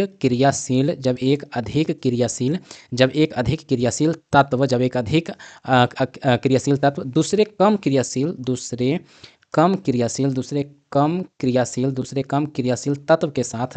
तत्व के साथ जो है तत्व को दूसरे कम अभिक्रियाशील तत्व को जो है उसके यौगिक से हटा देता है, उसके जो है उसके यौगिक से अलग कर देता है, उसके जो है यौगिक से जो है अलग अलग या फिर हटा देता है, अलग कर देता है या हटा देता है, या जो है हटा देता है उसे क्या कहते हैं? विस्थापन अभिक्रिया। उन्हें उसे विस्थापित कर दिया। जब अधिक क्रियाशील वाला जो अभिकारक है वो कम अभिक्रियाशील वाला जो तत्व है उसे क्या करेगा? तो उसे अलग कर देगा, यानी कि उसे हटा देगा। तो क्या कहलाएगा? तो विस्थापन अभिक्रिया कहलाएगा। क्या कहलाएगा? तो विस्थापन अभिक्रिया कहलाएगा। क्या कहलाएगा? तो विस्थापन अभिक्रिया कहलाएगा। जब अधिक क्रियाशील वाला तत्व जो है कम क्रियाशील वाला तत्व को विस्थापित कर देगा तो उसे क्या कहलाएगा? विस्थापन अभिक्रिया कहलाएगा। और अपघटन विघटन अभिक्रिया कब कहलाएगा? तो जब एक अभिकारक जो है टूट करके दो या दो से अधिक प्रोडक्ट में जब बन जाएगा तो वो अपघटन या विघटन कहलाएगा। और संयोजन अभिक्रिया कब कहलाएगा? तो जब दो या दो से अधिक अभिकारक मिल करके एक प्रोडक्ट बनाएगा उसे क्या कहेगा? तो संयोजन अभिक्रिया कहलाएगा। चलिए अब देखते हैं नेक्स्ट क्वेश्चन क्या कर रहा है। नेक्स्ट क्वेश्चन कर रहा है कि फ्लाई एश का अर्थ क्या है? फ्लाई एश प्रदूषण होता है। फ्लाई एश जो प्रदूषण होता है वो किससे होता है? फ्लाई एश जो है प्रदूषण जो होता है वो किससे होता है? तो इसको याद रख लीजिएगा कि ताप से होता है। किससे होता है? तो टेम्परेचर, यानी कि कोयला जब मतलब कि कोयला में जब टेम्परेचर दिया जाता है तो उसे जो निकलता है उसी को हम लोग बोलते हैं फ्लाई एश प्रदूषण। तो हो जाएगा ताप विद्युत संयंत्र से। ताप विद्युत संयंत्र में किसका प्रयोग होता है? ताप विद्युत संयंत्र में किसका प्रयोग होता है? तो इसमें प्रयोग होता है कोयला का प्रयोग होता है। किसका प्रयोग होता है? तो कोयला का प्रयोग होता है। जैसे एनटीपीसी जो है इसे बना एनटीपीसी जो है नेशनल थर्मल पावर कॉरपोरेशन जो है ताप विद्युत संयंत्र को यूज मतलब कि उसका ताप विद्युत संयंत्र का जो है एनटीपीसी जो ताप विद्युत संयंत्र को जो है चलाता है। एनटीपीसी जो है ताप विद्युत संयंत्र को जो है चलाता है। इसमें जो है कोयला का प्रयोग होता है। तो फ्लाई एश, जब हम कोयला को जलाते हैं, कोयला को जलाने के बाद जो डस्ट निकलता है, कोयला के चलाने के बाद जो है डस्ट निकलता है उसी को हम लोग बोलते हैं फ्लाई एश पॉल्यूशन। क्या बोलते हैं उसको? फ्लाई एश पॉल्यूशन बोलते हैं। कहाँ से निकलता है? तो ताप विद्युत संयंत्र से। कहाँ से? तो ताप विद्युत संयंत्र से निकलता है, यानी कि कोयला से जो है निकलता है। नेक्स्ट क्वेश्चन देखेंगे। नेक्स्ट क्वेश्चन क्या कर रहा है? नेक्स्ट क्वेश्चन कर रहा है तुलसी के पौधे का जो है औषधीय महत्व किससे उपस्थिति के कारण होता है? तो तुलसी के पौधे में जो है औषधीय महत्व जो होता है वो फिनोल और फ्लोवोनोइड्स की उपस्थिति के कारण जो औषधीय महत्व तुलसी के पौधे में होता है, तुलसी के पौधे में जो है होता है। नेक्स्ट क्वेश्चन देखेंगे। इसको याद करने के लिए, इसमें समझाने के लिए तो है कुछ नहीं। नेक्स्ट क्वेश्चन देखेंगे। नेक्स्ट क्वेश्चन क्या कर रहा है? सूची 1 को जो है सूची 2 में मिलान करना है।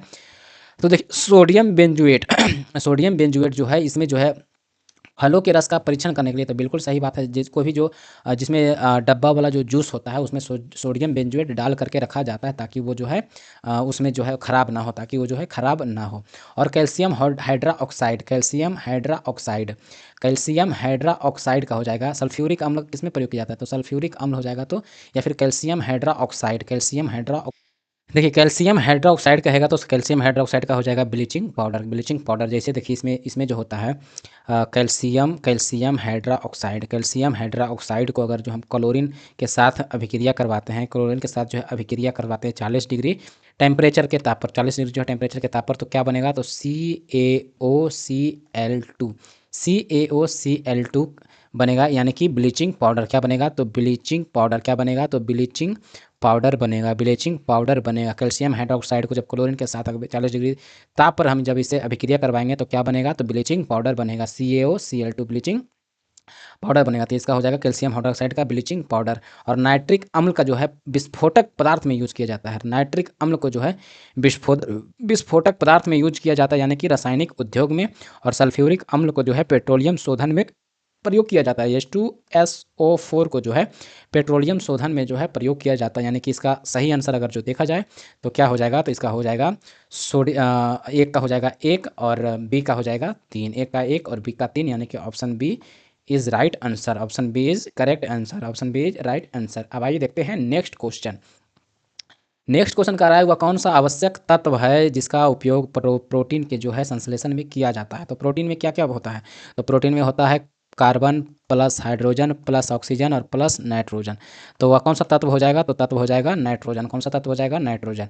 वहीं अगर जो आपसे पूछ देगा कार्बोहाइड्रेट, क्या पूछ देगा? कार्बोहाइड्रेट, कार्बोहाइड्रेट, कार्बोहाइड्रेट, कार्बोहाइड्रेट में क्या क्या पाया जाता है? तो carbon plus hydrogen plus oxygen. लेकिन प्रोटीन में कहेगा तो प्रोटीन में carbon plus hydrogen plus oxygen plus nitrogen भी पाया जाता है। प्रोटीन में जो है नाइट्रोजन भी पाया जाता है।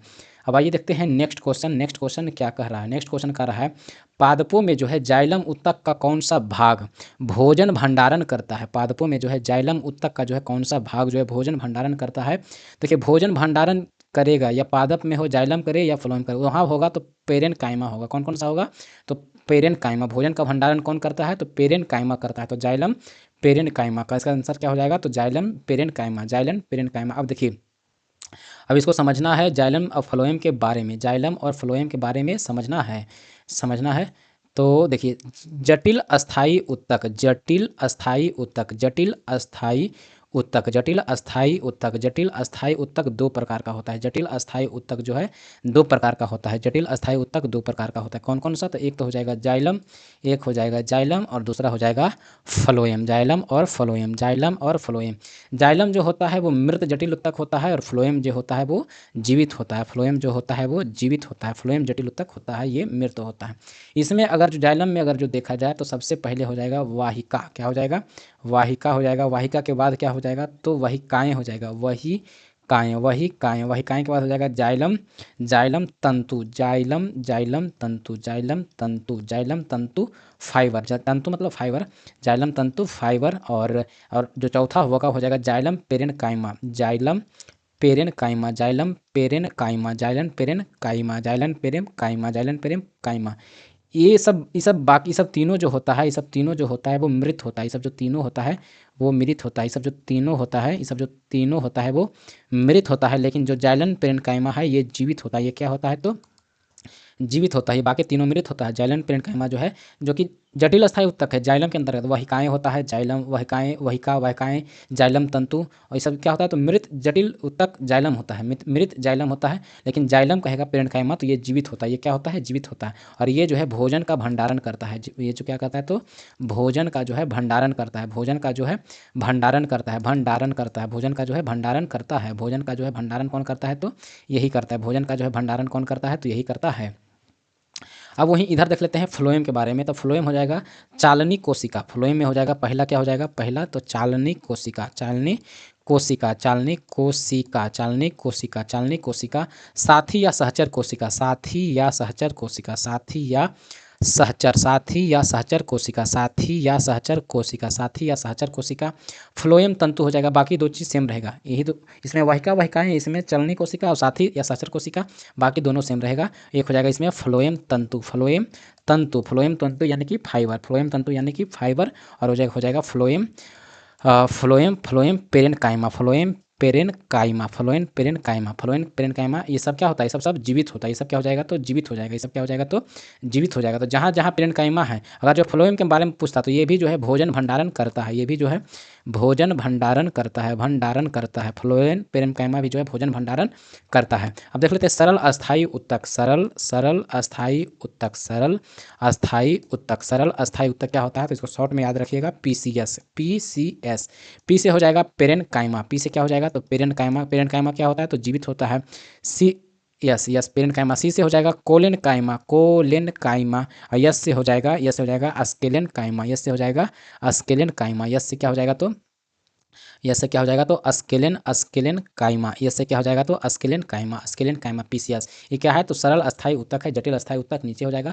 जटिल अस्थायी उत्तक दो प्रकार के होता है, एक तो होता है जाइलम और एक फ्लोएम। जाइलम जो होता है मृत होता है, फ्लोएम जो होता है वो जीवित होता है। जाइलम के अंतर्गत वाहिका आ जाएगा, वाहिकाएं आ जाएगा, जाइलम तंतु आ जाएगा और जाइलम पेरेनकाइमा आ जाएगा। जाइलम पेरेनकाइमा जो है वो जीवित है, बाकी सब मृत है। वहीं फ्लोएम में देख ले तो फ्लोएम जीवित होता है। इसके अंतर्गत जो आता है वो सबसे पहले आएगा, क्या आएगा? तो चालनी कोशिका आएगा। सबसे पहले क्या आएगा? तो चालनी कोशिका आएगा। चालनी कोशिका के बाद आएगा साथी या सहचर कोशिका आ जाएगा। फिर जाइलम तंतु, सॉरी फ्लोएम तंतु आएगा जो कि जीवित होता है, और फ्लोएम पेरेनकाइमा आएगा जो भोजन भंडारण का भी काम करता है। अब आइए देखते हैं नेक्स्ट क्वेश्चन। नेक्स्ट क्वेश्चन क्या कह रहा है? नेक्स्ट क्वेश्चन कह रहा है कि जो है नेक्स्ट क्वेश्चन कह रहा है कि जो है निम्नलिखित में से किस एक कोशिकीय कोशिकांग में समूह में जो है DNA होता है? तो देखिए DNA किस किस में होता है? एक कोशिका अंग समूह में जो है डीएनए होता है। तो डीएनए देखिए कहाँ कहाँ होता है, तो डीएनए के बारे में हम लोग देखना है। देखिए केंद्रक का जो है अपना डीएनए आरएनए राइबोसोम होता है। केंद्रक का जो है अपना क्या क्या होता है, तो डीएनए केंद्रक सबसे पहले हम लोग देख लेते हैं केंद्रक। सेल के अंदर जो केंद्रक होता है, न्यूक्लियस जो होता है, तो केंद्रक के अपना जो है केंद्रक की जो है केंद्रक का जो अपना क्या क्या होता है, तो केंद्रक का जो अपना होता है वो डीएनए अपना होता है, और आरएनए भी जो है अपना होता है, और आरएनए के और उसके अलावा जो है राइबोसोम भी जो है अपना होता है। राइबोसोम जो होता है वो भी अपना होता है। केंद्रक का जो है अपना होता है, तो केंद्रक तो हो जाएगा। तो केंद्रक इसमें भी है, केंद्रक इसमें भी है, केंद्रक इसमें भी है, और केंद्रक इसमें भी है। अब केंद्रक के अलावे माइटोकॉन्ड्रिया में होता है। केंद्रक के अलावे जो है माइटोकॉन्ड्रिया में डीएनए होता है। केंद्रक के अलावे जो है माइटोकॉन्ड्रिया में जो है डीएनए होता है, जिस कारण जो है माइटोकॉन्ड्रिया को जो है अर्धस्वायत्त अंग भी कहा जाता है। जिस कारण जो है माइटोकॉन्ड्रिया को क्या कहा जाता है, तो अर्धस्वायत्त अंग कहा जाता है। अर्धस्वायत्त अंग कहा जाता है, जिस कारण जो है माइटोकॉन्ड्रिया को क्या कहा जाता है, तो अर्धस्वायत्त अंग कहा जाता है। माइटोकॉन्ड्रिया को ही हिंदी में हम लोग क्या बोलते हैं, तो सूत्रकनिका बोलते हैं। सूत्रकनिका बोलते हैं। माइटोकॉन्ड्रिया को हिंदी में हम लोग क्या बोलते हैं, तो सूत्रकनिका बोलते हैं। और इसके अंदर भी जो है डीएनए पाया जाता है, और यह एक अर्धस्वायत्त अंग है, जिस कारण जो इसे अर्धस्वायत्त अंग हम लोग कहते हैं। इसके अलावा जो है पादप में इसके अलावा जो पादप में जो है क्रोमोप्लास्ट, पादप में कहाँ पाया जाता है, तो क्रोमोप्लास्ट पादप में जो है क्लोरोप्लास्ट में भी जो है डीएनए पाया जाता है। इसी को हम लोग बोलते हैं हरित लवक। इसी को हम लोग क्या बोलते हैं, हरित लवक। इसमें भी जो है डीएनए पाया जाता है। और यह भी एक जो है अर्धस्वायत्त अंग है। तो इसका आंसर क्या हो जाएगा, तो सूत्रकनिका यानी कि माइटोकॉन्ड्रिया हो जाएगा, केंद्रक हो जाएगा, और हरित लवक हो जाएगा। तो ऑप्शन ए इसका हो जाएगा सही आंसर। ऑप्शन ए सही आंसर। अब आइए देखते हैं नेक्स्ट क्वेश्चन कह रहा है, निम्न में से कौन सा बायोमास ऊर्जा का स्रोत नहीं है। बायोमास ऊर्जा का मतलब होता है जीव से जो ऊर्जा, यानी कि जीव जो है जो कई सालों के बाद जो ऊर्जा कन्वर्ट हो जाता है, तो इसीलिए जो है वह बायोमास ऊर्जा का स्रोत होगा। तो कह रहा है इसमें कि नहीं है। तो देखिए लकड़ी जो है बायोमास का ऊर्जा का स्रोत है, कोयला भी है, गोबर भी है, लेकिन परमाणु ऊर्जा नहीं है। परमाणु ऊर्जा जो है नहीं है। तो इसका सही आंसर क्या हो जाएगा, तो इसका सही आंसर हो जाएगा परमाणु ऊर्जा। कौन सा हो जाएगा, तो परमाणु ऊर्जा जो है बायोमास ऊर्जा का स्रोत नहीं है। अब आइए देखते हैं नेक्स्ट क्वेश्चन क्या कर रहा है। नेक्स्ट क्वेश्चन कह रहा है कि सभी लैंगिक जनन करने वाले जीवों में जो है जीवन की उत्पत्ति होती है। सभी जो लैंगिक जनन करने वाले जीव है, सभी लैंगिक जनन करने वाले जीव है, सभी लैंगिक जनन करने वाले जीवों में जीवन की उत्पत्ति कैसे होती है। तो जीवन की उत्पत्ति कैसे होती है, तो जीवन की उत्पत्ति होती है एक कोशिका युग्मनज से। एक कोशिका जाकर के मिलती है, फिर वहाँ से जाइगोट का निर्माण होता है, वहीं से जो है जीवन की उत्पत्ति होती है। तो क्या कौन सा हो जाएगा, तो एक सेल जाकर के मिलता है, तो वहाँ से हो जाएगा एक सेल जाकर के जो है मिलता है, तो वहाँ से हो जाएगा क्या हो जाएगा, तो एक कोशिकीय युग्मनज से होता है, हो जाएगा एक कोशिकीय युग्मनज से जो है हो जाएगा, एक कोशिकीय जो है युग्मनज से हो जाएगा। इसका आंसर सभी लैंगिक जनन करने वाले जीवों में जो है जीवन की जो उत्पत्ति होता है वो एक कोशिकीय जाइगोट से होता है, एक कोशिकीय जो है जाइगोट से होता है। जब शुक्राणु और अंडाणु मिलता है, जब शुक्राणु जो है और अंडाणु मिलता है, जब शुक्राणु और अंडाणु मिलता है, तो जाइगोट का निर्माण होता है, जाइगोट का जो है निर्माण होता है। अब आइए देखते हैं नेक्स्ट क्वेश्चन क्या कह रहा है। वह जलीय पौधा जिसे प्रायः जल प्लावित धान के खेत में जैव उर्वरक के उपयोग में जो है लाया जाता है, तो उसे क्या कहते हैं, तो उसे कहते हैं एजोला कहते हैं। उसे क्या कहते हैं, तो एजोला कहते हैं। इसमें समझाने के लिए तो है कुछ नहीं। देखिए एजोला जो है एक प्रकार का शैवाल है, क्या है, तो शैवाल है, जो अपने आप नाइट्रोजन स्थिरीकरण कर लेता है। एजोला जो है एक प्रकार का शैवाल है, शैवाल का प्रकार है, तो अपने आप जो है नाइट्रोजन स्थिरीकरण कर लेता है, अपने आप जो है नाइट्रोजन स्थिरीकरण कर लेता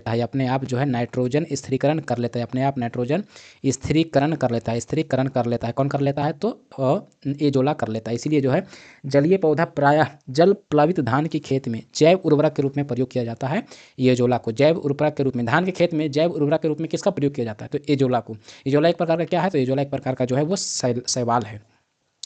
एजोला का मुख्य विशेषता क्या है, तो ये अपने आप को जो है नाइट्रोजन स्थिरीकरण कर लेता है। इसका मुख्य विशेषता क्या है कि नाइट्रोजन स्थिरीकरण कर लेता है। आइए देखते हैं नेक्स्ट क्वेश्चन। नेक्स्ट क्वेश्चन क्या कर रहा है, देखिए हम लोग खाद धान में यूरिया क्यों डालते हैं, इसलिए डालते हैं कि यूरिया में जो है 46% नाइट्रोजन पाया जाता है। हम लोग धान में जो है यूरिया हम लोग क्यों डालते हैं, धान में हम लोग यूरिया इसलिए डालते हैं क्योंकि धान में जो यूरिया इसलिए हम लोग डालते हैं, यूरिया जो है हम लोग इसलिए डालते हैं क्योंकि यूरिया में जो है 46%, यूरिया में जो है 46% जो है नाइट्रोजन होता है। यूरिया में जो 46% नाइट्रोजन होता है। तो जैव उर्वरक के रूप में, यानी कि जैव उर्वरक के रूप में जो प्रयोग हम लोग करते हैं वो एजोला को करते हैं, इसलिए कि अपने आप जो है नाइट्रोजन का स्थिरीकरण कर लेता है, इसलिए जो है नाइट्रोजन का स्थिरीकरण कर लेता है। अब आइए देखते हैं नेक्स्ट क्वेश्चन। नेक्स्ट क्वेश्चन क्या कह रहा है, नेक्स्ट क्वेश्चन कर रहा है निम्न में से कौन एक कीटभक्षी पौधा है, निम्न में से कौन जो है एक कीटभक्षी पौधा है। तो देखिए कीटभक्षी पौधा, कीटों को खाने वाला पौधा को हम लोग कहते हैं कीटभक्षी पौधा। कीटभक्षी पौधा, कीटों को खाने वाले पौधा को हम लोग क्या कहते हैं, कीटभक्षी पौधा। और निम्न में से पूछा है तो नेपेंथिस हो जाएगा। कीटभक्षी पौधा कौन हो जाएगा, तो नेपेंथिस हो जाएगा। कीटभक्षी पौधा कौन हो जाएगा, तो नेपेंथिस हो जाएगा। अब देख लेते हैं कीटभक्षी पौधा। कीटभक्षी पौधा कीट क्यों खाता है, कीटभक्षी पौधा जो है कीट क्यों खाता है, कीटभक्षी पौधा जो है कीट क्यों खाता है, क्योंकि जो है कीट से इसे क्या प्राप्त होता है, तो नाइट्रोजन। कीट से इसे जो है नाइट्रोजन प्राप्त करने के लिए, कीट से इसे क्या प्राप्त होता है, तो नाइट्रोजन। किस कीट से इसे क्या प्राप्त होता है, तो नाइट्रोजन प्राप्त करने के लिए जो है कीटभक्षी पौधा कीट खाता है, कीटभक्षी पौधा कीट खाता है। अर्थात हम कह सकते हैं कि कीटभक्षी पौधा जो है वो मांसाहारी है। कीटभक्षी पौधा क्या है, तो मांसाहारी है। कीटभक्षी पौधा क्या है, तो मांसाहारी है। कीटभक्षी पौधा क्या है, तो मांसाहारी है। अब इसका एग्जाम्पल देख लेते हैं, तो एग्जाम्पल में सबसे पहले क्या हो जाएगा, घटपर्णी। घटपर्णी क्या है, कीटभक्षी पौधा है। इसी का है पीचर प्लांट, इसी का दूसरा नाम क्या है, तो पीचर प्लांट। पीचर प्लांट का कौन सा पौधा है, तो ये कीटभक्षी पौधा है। घटपर्णी हो जाएगा। घटपर्णी के बाद हो जाएगा ड्रोसेरा। ड्रोसेरा इसे सन ड्यू के भी नाम से जाना जाता है। इसे जो है सन ड्यू के भी नाम से जाना जाता है। ड्रोसेरा को जो है सन ड्यू के नाम से जाना जाता है। ड्रोसेरा को जो है सन ड्यू के नाम से जाना जाता है। घटपर्णी हो जाएगा पीचर प्लांट, और हो जाएगा घटपर्णी ड्रोसेरा, घटपर्णी ड्रोसेरा, और हो जाएगा फ्लाई वाट हो जाएगा। फ्लाई वाट ये भी कीटभक्षी पौधा है। फ्लाई वाट ये भी क्या है, तो कीटभक्षी पौधा है। फ्लाई वाट इसी को बोलते हैं हम लोग क्या, तो इसलिए इसको हम लोग बोलते हैं यूट्रिकुलेरिया। यूट्रिकुलेरिया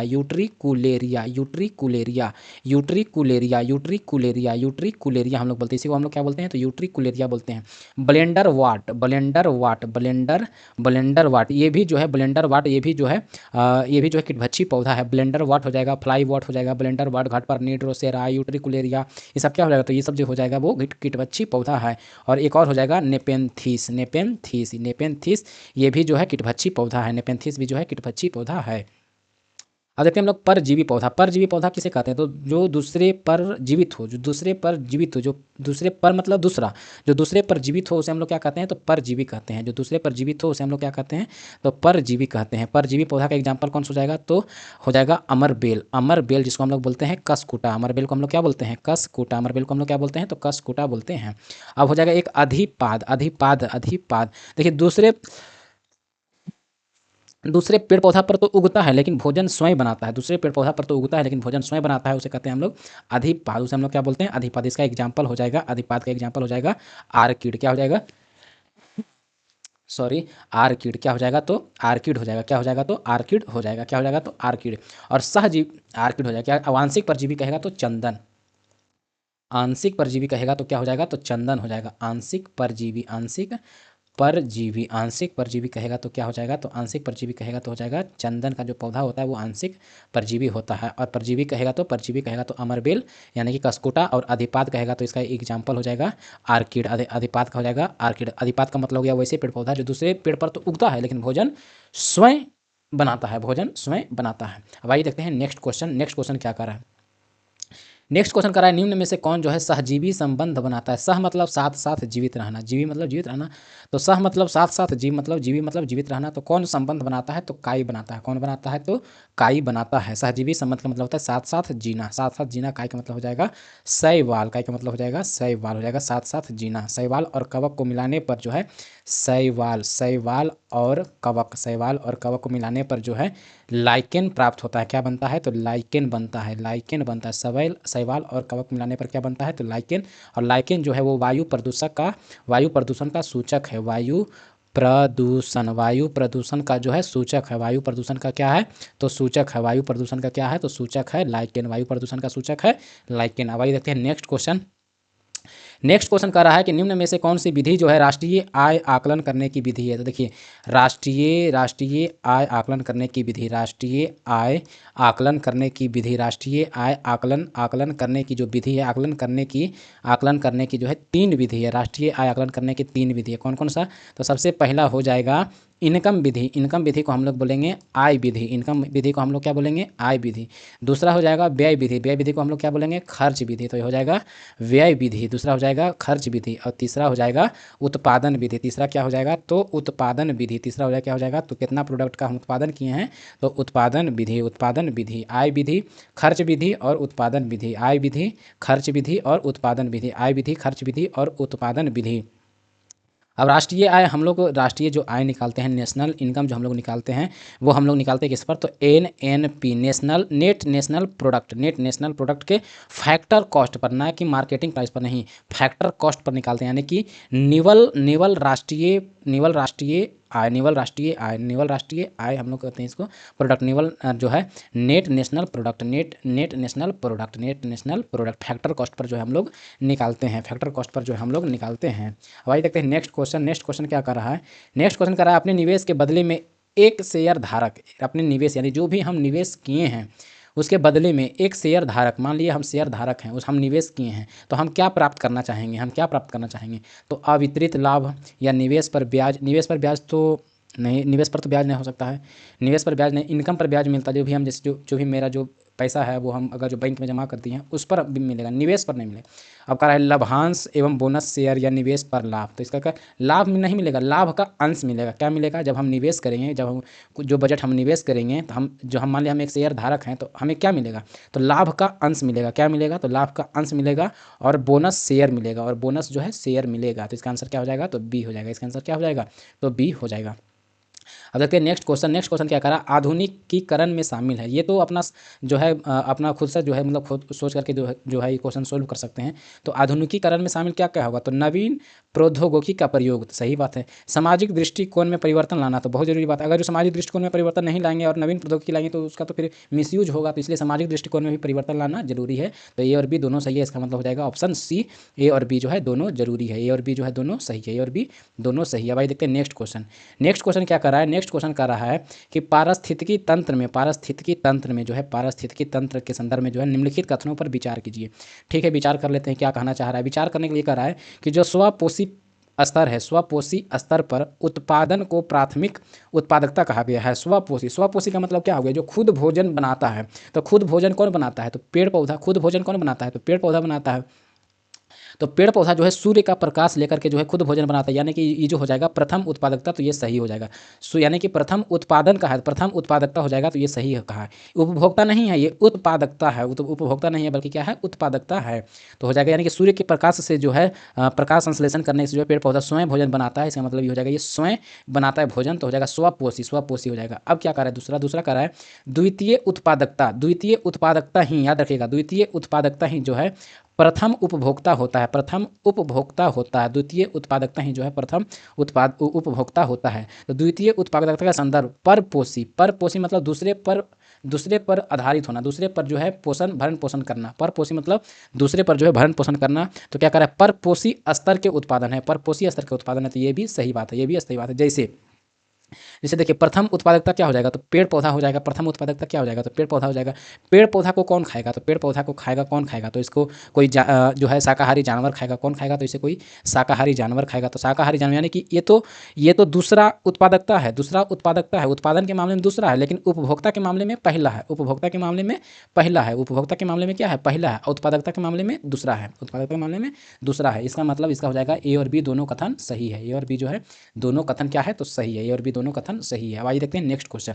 करा यामिनी कृष्णमूर्ति का संबंध जो है किस नृत्य शैली से? यामिनी कृष्णमूर्ति का संबंध कहेगा किस नृत्य शैली से है? तो यामिनी कृष्णमूर्ति का संबंध हो जाएगा कुचिपुड़ी और भरतनाट्यम। कुचिपुड़ी और भरतनाट्यम। यामिनी कृष्णमूर्ति का संबंध किस नृत्य शैली से है? तो कुचिपुड़ी और भरतनाट्यम। वहीं आपसे पूछ देगा मोहिनी अट्टम यानी कि आपको मोह लेगा।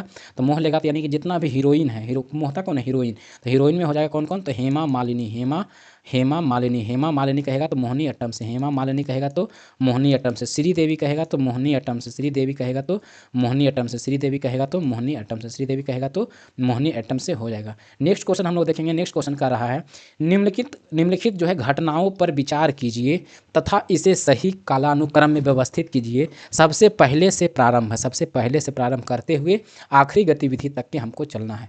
तो देखिए ये आपको दिया है कॉमन सेंस लगाने के लिए। कॉमन सेंस जब तक नहीं लगाइएगा तब तक आपका रिजल्ट जो है बेहतर नहीं हो पाएगा। आप क्या याद रखे हुए हैं? सबसे पहले इलेक्ट्रॉन याद रखे हुए हैं, इलेक्ट्रॉन के बाद क्या याद रखे हुए हैं? तो प्रोटॉन याद रखे हुए हैं, प्रोटॉन के बाद क्या याद रखे हुए हैं? तो न्यूट्रॉन याद रखे हुए हैं। तो पहले देखिए इलेक्ट्रॉन, प्रोटॉन और न्यूट्रॉन, इलेक्ट्रॉन, इलेक्ट्रॉन, प्रोटॉन और न्यूट्रॉन, इलेक्ट्रॉन, प्रोटॉन और न्यूट्रॉन किस ऑप्शन में है? तो यानी कि 3 4 2 किस ऑप्शन में है? तो 3 4 2 यहाँ हो जाएगा, उसके बाद 3 4 2 यहाँ हो जाएगा। अब इसमें तो 3 4 2 आगे पीछे है, तो इस सबको हटा दीजिए। ये तीनों का जो खोज किया गया था वो एक क्रम, इसका क्रम में है और सबसे लास्ट में किया गया था। पाई मेसॉन की खोज सबसे लास्ट में किया गया था, यानी कि इसका आंसर हो जाएगा 3 4 2 1। क्या हो जाएगा? तो 3 4 2 1। देखिए इलेक्ट्रॉन का खोज कब किया गया था? तो इलेक्ट्रॉन का खोज किया गया था 1897 में। इलेक्ट्रॉन का खोज कब किया गया था? 1897 में। वहीं कहेगा प्रोटॉन का खोज कब किया गया था? तो 1919 में। प्रोटॉन का खोज कब किया गया था? तो 1919 में। और न्यूट्रॉन का खोज कब किया गया था? तो न्यूट्रॉन का खोज किया गया था 1932 में। न्यूट्रॉन को खोज कब किया गया था? तो 1932 में। और पाई मेसॉन का खोज कब किया गया था? तो 1947 में। पाई मेसॉन की खोज कब किया गया था? तो 1947 में। पाई मेसॉन की खोज कब किया गया था? तो 1947 में। इलेक्ट्रॉन का खोज कहेगा तो इलेक्ट्रॉन का खोज कहेगा तो 1897, इलेक्ट्रॉन का खोज कहेगा तो 1897। प्रोटॉन का खोज कहेगा तो 1919 में किया गया था। और न्यूट्रॉन का खोज कहेगा तो 1932 में किया गया था। और पाई मेसॉन का कहेगा तो 1947 में किया गया था, 1947 में किया गया था। पाई मेसॉन का कहेगा तो 1947 में किया गया था, पाई मेसॉन का कहेगा तो 1947 में किया गया था। अब आइए देखते हैं नेक्स्ट क्वेश्चन। नेक्स्ट क्वेश्चन क्या कर रहा है? निम्नलिखित में से किस राज्य में जो हर वर्ष, प्रत्येक वर्ष इको ट्रीट महोत्सव, क्या है? एक प्रकार का ये महोत्सव है, इको ट्रीट महोत्सव मनाया जाता है। तो कहाँ आयोजित किया जाता है? तो उड़ीसा में। उड़ीसा में आपका हो जाएगा धनु यात्रा महोत्सव। धनु यात्रा महोत्सव कहाँ मनाया जाता है? तो उड़ीसा में। रथ यात्रा महोत्सव कहेगा, धनु यात्रा महोत्सव हो जाएगा, रथ यात्रा हो जाएगा, रथ यात्रा महोत्सव, रथ यात्रा महोत्सव उड़ीसा में। धनु यात्रा महोत्सव, रथ यात्रा महोत्सव, जगन्नाथ महोत्सव उड़ीसा में। नुआखाई कहेगा तो नुआखाई, नुआखाई महोत्सव कहेगा तो उड़ीसा में। नुआखाई महोत्सव कहेगा तो उड़ीसा में। गुहार माथा कहेगा तो गुहार माथा महोत्सव भी कहेगा तो उड़ीसा में। गुहार माथा भी महोत्सव कहेगा तो उड़ीसा में। गुहार माथा भी महोत्सव कहेगा तो उड़ीसा में। अब आइए देखते हैं नेक्स्ट क्वेश्चन। नेक्स्ट क्वेश्चन क्या कर रहा है? नेक्स्ट क्वेश्चन कर रहा है दहेज निषेध अधिनियम किस वर्ष पारित किया गया था? दहेज निषेध अधिनियम जो है, एक्ट जो है, किस वर्ष पारित किया गया था? तो 1961 में। किस वर्ष पारित किया गया था? 1961 में। देखिए ये जो क्वेश्चन जो है, ये जो क्वेश्चन है वो अभी तक के जो है, अभी तक की इंपॉर्टेंट क्वेश्चन है। लेकिन अगर जो देखा जाए तो संयुक्त अधिवेशन अभी तक जो है, संयुक्त अधिवेशन कितने बार हुआ है? संयुक्त अधिवेशन जो है आर्टिकल 108 के तहत, आर्टिकल 108 के तहत जो संयुक्त अधिवेशन कितने बार हुआ है? तो 3 बार हुआ है। कितने बार हुआ है? तो 3 बार। पहला बार कब हुआ था? तो पहला बार हुआ था दहेज अधिवेशन, दहेज निषेध अधिनियम, दहेज निषेध अधिनियम, दहेज निषेध अधिनियम, दहेज निषेध अधिनियम 1961, दहेज निषेध अधिनियम 1961 लागू हुआ था 62 में। लागू कब हुआ था? तो 62 में लागू हुआ था। दूसरा बार किस लिए हुआ संयुक्त अधिवेशन हुआ था? तो दूसरा हुआ था बैंकिंग सुधार। दूसरा कब हुआ था? तो बैंकिंग सुधार। दूसरा कब हुआ था? तो बैंकिंग सुधार। दूसरा कब हुआ था? तो बैंकिंग सुधार अधिनियम। बैंकिंग सुधार अधिनियम कब हुआ था? तो 1978। और तीसरा कब हुआ था? तो तीसरा कब हुआ था? तो आतंकवाद पर निरोध लगाने के लिए जो है पोटा, आतंकवाद पर निरोध लगाने के लिए जो है POTA, prevention of terrorism act, prevention of terrorism act 2002 में, 2002 में संयुक्त अधिवेशन हुआ था। प्रिवेंशन ऑफ टेररिज्म एक्ट, आतंकवाद पर जो है निरोध लगाने के लिए जो 2002 में जो है संयुक्त अधिवेशन हुआ था, संयुक्त अधिवेशन हुआ था। तो इसमें क्या पूछा है? दहेज निषेध अधिनियम कब पारित हुआ था? तो पारित हुआ था 1961 में। पारित कब हुआ था? तो 1961 में। पारित कब हुआ था? तो 1961 में। अब आइए देखते हैं नेक्स्ट क्वेश्चन। नेक्स्ट क्वेश्चन क्या कर रहा है? नेक्स्ट क्वेश्चन कर रहा है राजा ललिता आदित्य ने किस राज्य पर जो है शासन किया था? तो किस राज्य पर शासन किया था? तो कश्मीर पर। किस राज्य पर शासन किया था? कश्मीर पर शासन किया था राजा ललिता आदित्य। इसे जो है, इसे मुक्ता पिंड भी कहा जाता है, इसे जो है मुक्ता पिंड भी कहा जाता है, इसे जो है मुक्ता पिंड भी कहा जाता है। अब कश्मीर के कारकोट वंश के शासक थे जो कश्मीर के सूर्य मंदिर, उदंत मार्दन मंदिर बनाए थे। ये जो राजा ललितादित्य थे वो कश्मीर के जो है, कश्मीर के कारकोट वंश, कश्मीर के जो है कारकोट वंश के शासक थे, कारकोट वंश के जो है शासक थे, कश्मीर के जो है कारकोट वंश के शासक थे। और इन्होंने ही जो है कारकोट वंश के शासक थे कौन, ललितादित्य। इन्होंने जो है सूर्य मंदिर, सूर्य मंदिर, सूर्य मंदिर, सूर्य मंदिर, कश्मीर का सूर्य मंदिर का हम बात कर रहे हैं, उदंत मार्तंड, उदंत उदंत उदंत मार्तंड, उदंत मार्तंड, उदंत मार्तंड, उदंत मार्तंड का जो है सूर्य मंदिर, उदंत मार्तंड का मंदिर बनाए थे, सूर्य उदंत मार्तंड मंदिर बनाए थे। कौन बनाए थे? तो राजा ललिता आदित्य।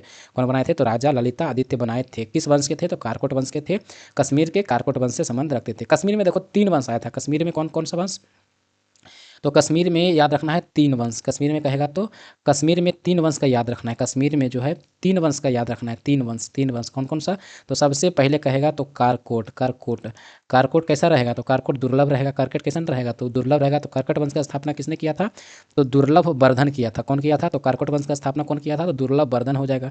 वहीं कहेगा उत्पल वंश, उत्पल वंश, उत्पल वंश का स्थापना कौन किया था? तो उत्पल, उसे उत्पल, असे अवंती बर्मन, अवंती बर्मन, अवंती बर्मन, अवंती बर्मन। वहीं हो जाएगा लोहार वंश, एक हो जाएगा लोहार वंश। तो लोहार कैसा होगा? लोहार से हम लोग क्या करेंगे? संग्राम करेंगे, तो संगम, संगम से हो जाएगा संग्राम। लोहा से हम लोग क्या करेंगे? तो संग्राम करेंगे, तो संग्राम, संग्राम राज किया था, संग्राम राज किया था, संग्राम राज किया था, संग्राम राज किया था, संग्राम राज किया था। और यही संग्राम राज किया था और इसी लोहार वंश का था। तो जो राजतरंगिणी पुस्तक लिखा था कलहन, लोहार वंश से था कलहन जो है। तो राजतरंगिणी के लेखक राजतरंगिणी, राजतरंगिणी, राजतरंगिणी की जो है राजतरंगिणी के लेखक कौन था? तो कलहन, लोहार वंश से। कलहन, कलहन जो था वो किस वंश से था? तो लोहार वंश से था, लोहार वंश से था। अब आइए देखते हैं नेक्स्ट क्वेश्चन। नेक्स्ट क्वेश्चन क्या कर रहा है, इसको याद रख लीजिएगा कि कारकोट वंश के स्थापना कौन किए थे? तो कारकोट दुर्लभ होता है, तो दुर्लभ वर्धन, उससे उत्पल, उससे हो जाएगा अवंती बर्मन। और लोहार का हो जाएगा संग्राम, लोहा से हम लोग क्या करेंगे? संग्राम करेंगे। और उससे उत्पल, से हो जाएगा अवंती बर्मन, उससे उत्पल और से हो जाएगा अवंती बर्मन। और कारकोट दुर्लभ होता है तो दुर्लभ वर्धन हो जाएगा। अब आइए देखते हैं नेक्स्ट क्वेश्चन। नेक्स्ट क्वेश्चन क्या कर रहा है, सौर ए गुल फरोसा त्यौहार, सौर ए गुल फरोसा त्यौहार का आयोजन कहाँ किया जाता है? तो कहाँ किया जाता है? तो दिल्ली में किया जाता है। सौर ए गुल फरोसा त्यौहार का आयोजन कहाँ किया जाता है? तो दिल्ली में किया जाता है। सौर ए फिरोजा, सौर ए फिरोजा, सौर ए फिरोजा गुल त्यौहार का आयोजन कहाँ किया जाता है? तो दिल्ली में किया जाता है। नेक्स्ट हम लोग देखेंगे, नेक्स्ट कर रहा है विश्व रोगी सुरक्षा दिवस, विश्व रोगी सुरक्षा दिवस, विश्व रोगी सुरक्षा दिवस कब मनाया जाता है? विश्व रोगी सुरक्षा दिवस कब मनाया जाता है? तो 17 सितंबर को मनाया जाता है। कब मनाया जाता है? तो 17 सितंबर को मनाया जाता है। विश्व रोगी सुरक्षा दिवस 17 सितंबर को मनाया जाता है। वहीं पूछ देगा संगीत, संगीत दिवस पूछेगा, वहीं पूछेगा आपसे संगीत दिवस, संगीत दिवस आपसे पूछ देगा। तो संगीत हो या योगा हो, संगीत बजा के योगा करना है तो कब हो जाएगा? 21 जून। कब हो जाएगा? तो 21 जून। कब हो जाएगा? तो 21 जून। संगीत दिवस कहेगा या योगा दिवस कहेगा या योगा दिवस कहेगा, दोनों हो जाएगा। क्या हो जाएगा दोनों? तो 21 जून। दोनों क्या हो जाएगा? तो 21 जून। दोनों क्या हो जाएगा? तो 21 जून हो जाएगा। नेक्स्ट क्वेश्चन देखेंगे, कहा किसने पाटलिपुत्रा को पोलीब्रोथा कहा है? तो पाटलिपुत्रा को पोलीब्रोथा कहा कि किसने पुकारा था? तो मेगास्थनीज पुकारा था। मेगास्थनीज जो था किसके दरबार में आया था? चंद्रगुप्त मौर्य के दरबार में आया था, चंद्रगुप्त मौर्य के जो है दरबार में आया था मेगास्थनीज। नेक्स्ट क्वेश्चन देखेंगे, नेक्स्ट क्वेश्चन क्या कर रहा है कि कौन सी पावर निम्न में से जो है कौन सी power local area wireless, local area wireless, local area wireless संचार तकनीक है? तो लोकल एरिया वायरलेस एक होता है लोकल एरिया नेटवर्क, एक होता है wide area network, wide area network, लेकिन यहाँ पूछा है वायरलेस। तो लोकल में कहाँ होगा? तो इंटरनेट, इंटरनेट लोकल में होता है नहीं। सेलुलर नेटवर्क, तो नेटवर्क तो लोकल में तो होगा नहीं, तो क्या हो जाएगा? ब्लूटूथ। लोकल एरिया वायरलेस देखते हैं ज़्यादा दूर तक काम नहीं करता है, ज़्यादा दूर जाइएगा तो ब्लूटूथ खत्म हो जाएगा। तो लोकल एरिया वायरलेस की तरह जो काम करता है ब्लूटूथ काम करता है। नेक्स्ट क्वेश्चन देखेंगे, नेक्स्ट क्वेश्चन कह रहा है कि हाल ही में किसे जो है कृत्रिम बुद्धिमत्ता, कृत्रिम बुद्धिमत्ता का मतलब हो गया है AI, artificial artificial intelligence, artificial intelligence का जनक किसे कहा जाता है? तो जनक किसे कहा जाता है? आर्टिफिशियल का जनक किसे कहा जाता है? आर्टिफिशियल इंटेलिजेंस का जनक किसे कहा जाता है? तो जॉन मैकार्थी को कहा जाता है। किसे कहा जाता है? तो जॉन मैकार्थी को कहा जाता है। आर्टिफिशियल इंटेलिजेंस का जनक किसे कहा जाता है? तो जॉन मैकार्थी को कहा जाता है। किसे कहा जाता है? तो जॉन मैकार्थी को कहा जाता है। जो साथियों आज का क्लास यहीं तक का है। आज सेट 2 जो है कंप्लीट हो चुका है, सेट 2 जो है वो कंप्लीट हो चुका है। अब हम लोग मिलेंगे सेट 3 में। अगर जो आपको सेट बढ़िया लगा है तो इस चैनल को सब्सक्राइब करें, लाइक करें और मिलेंगे हम लोग नेक्स्ट क्लास में। जय हिंद।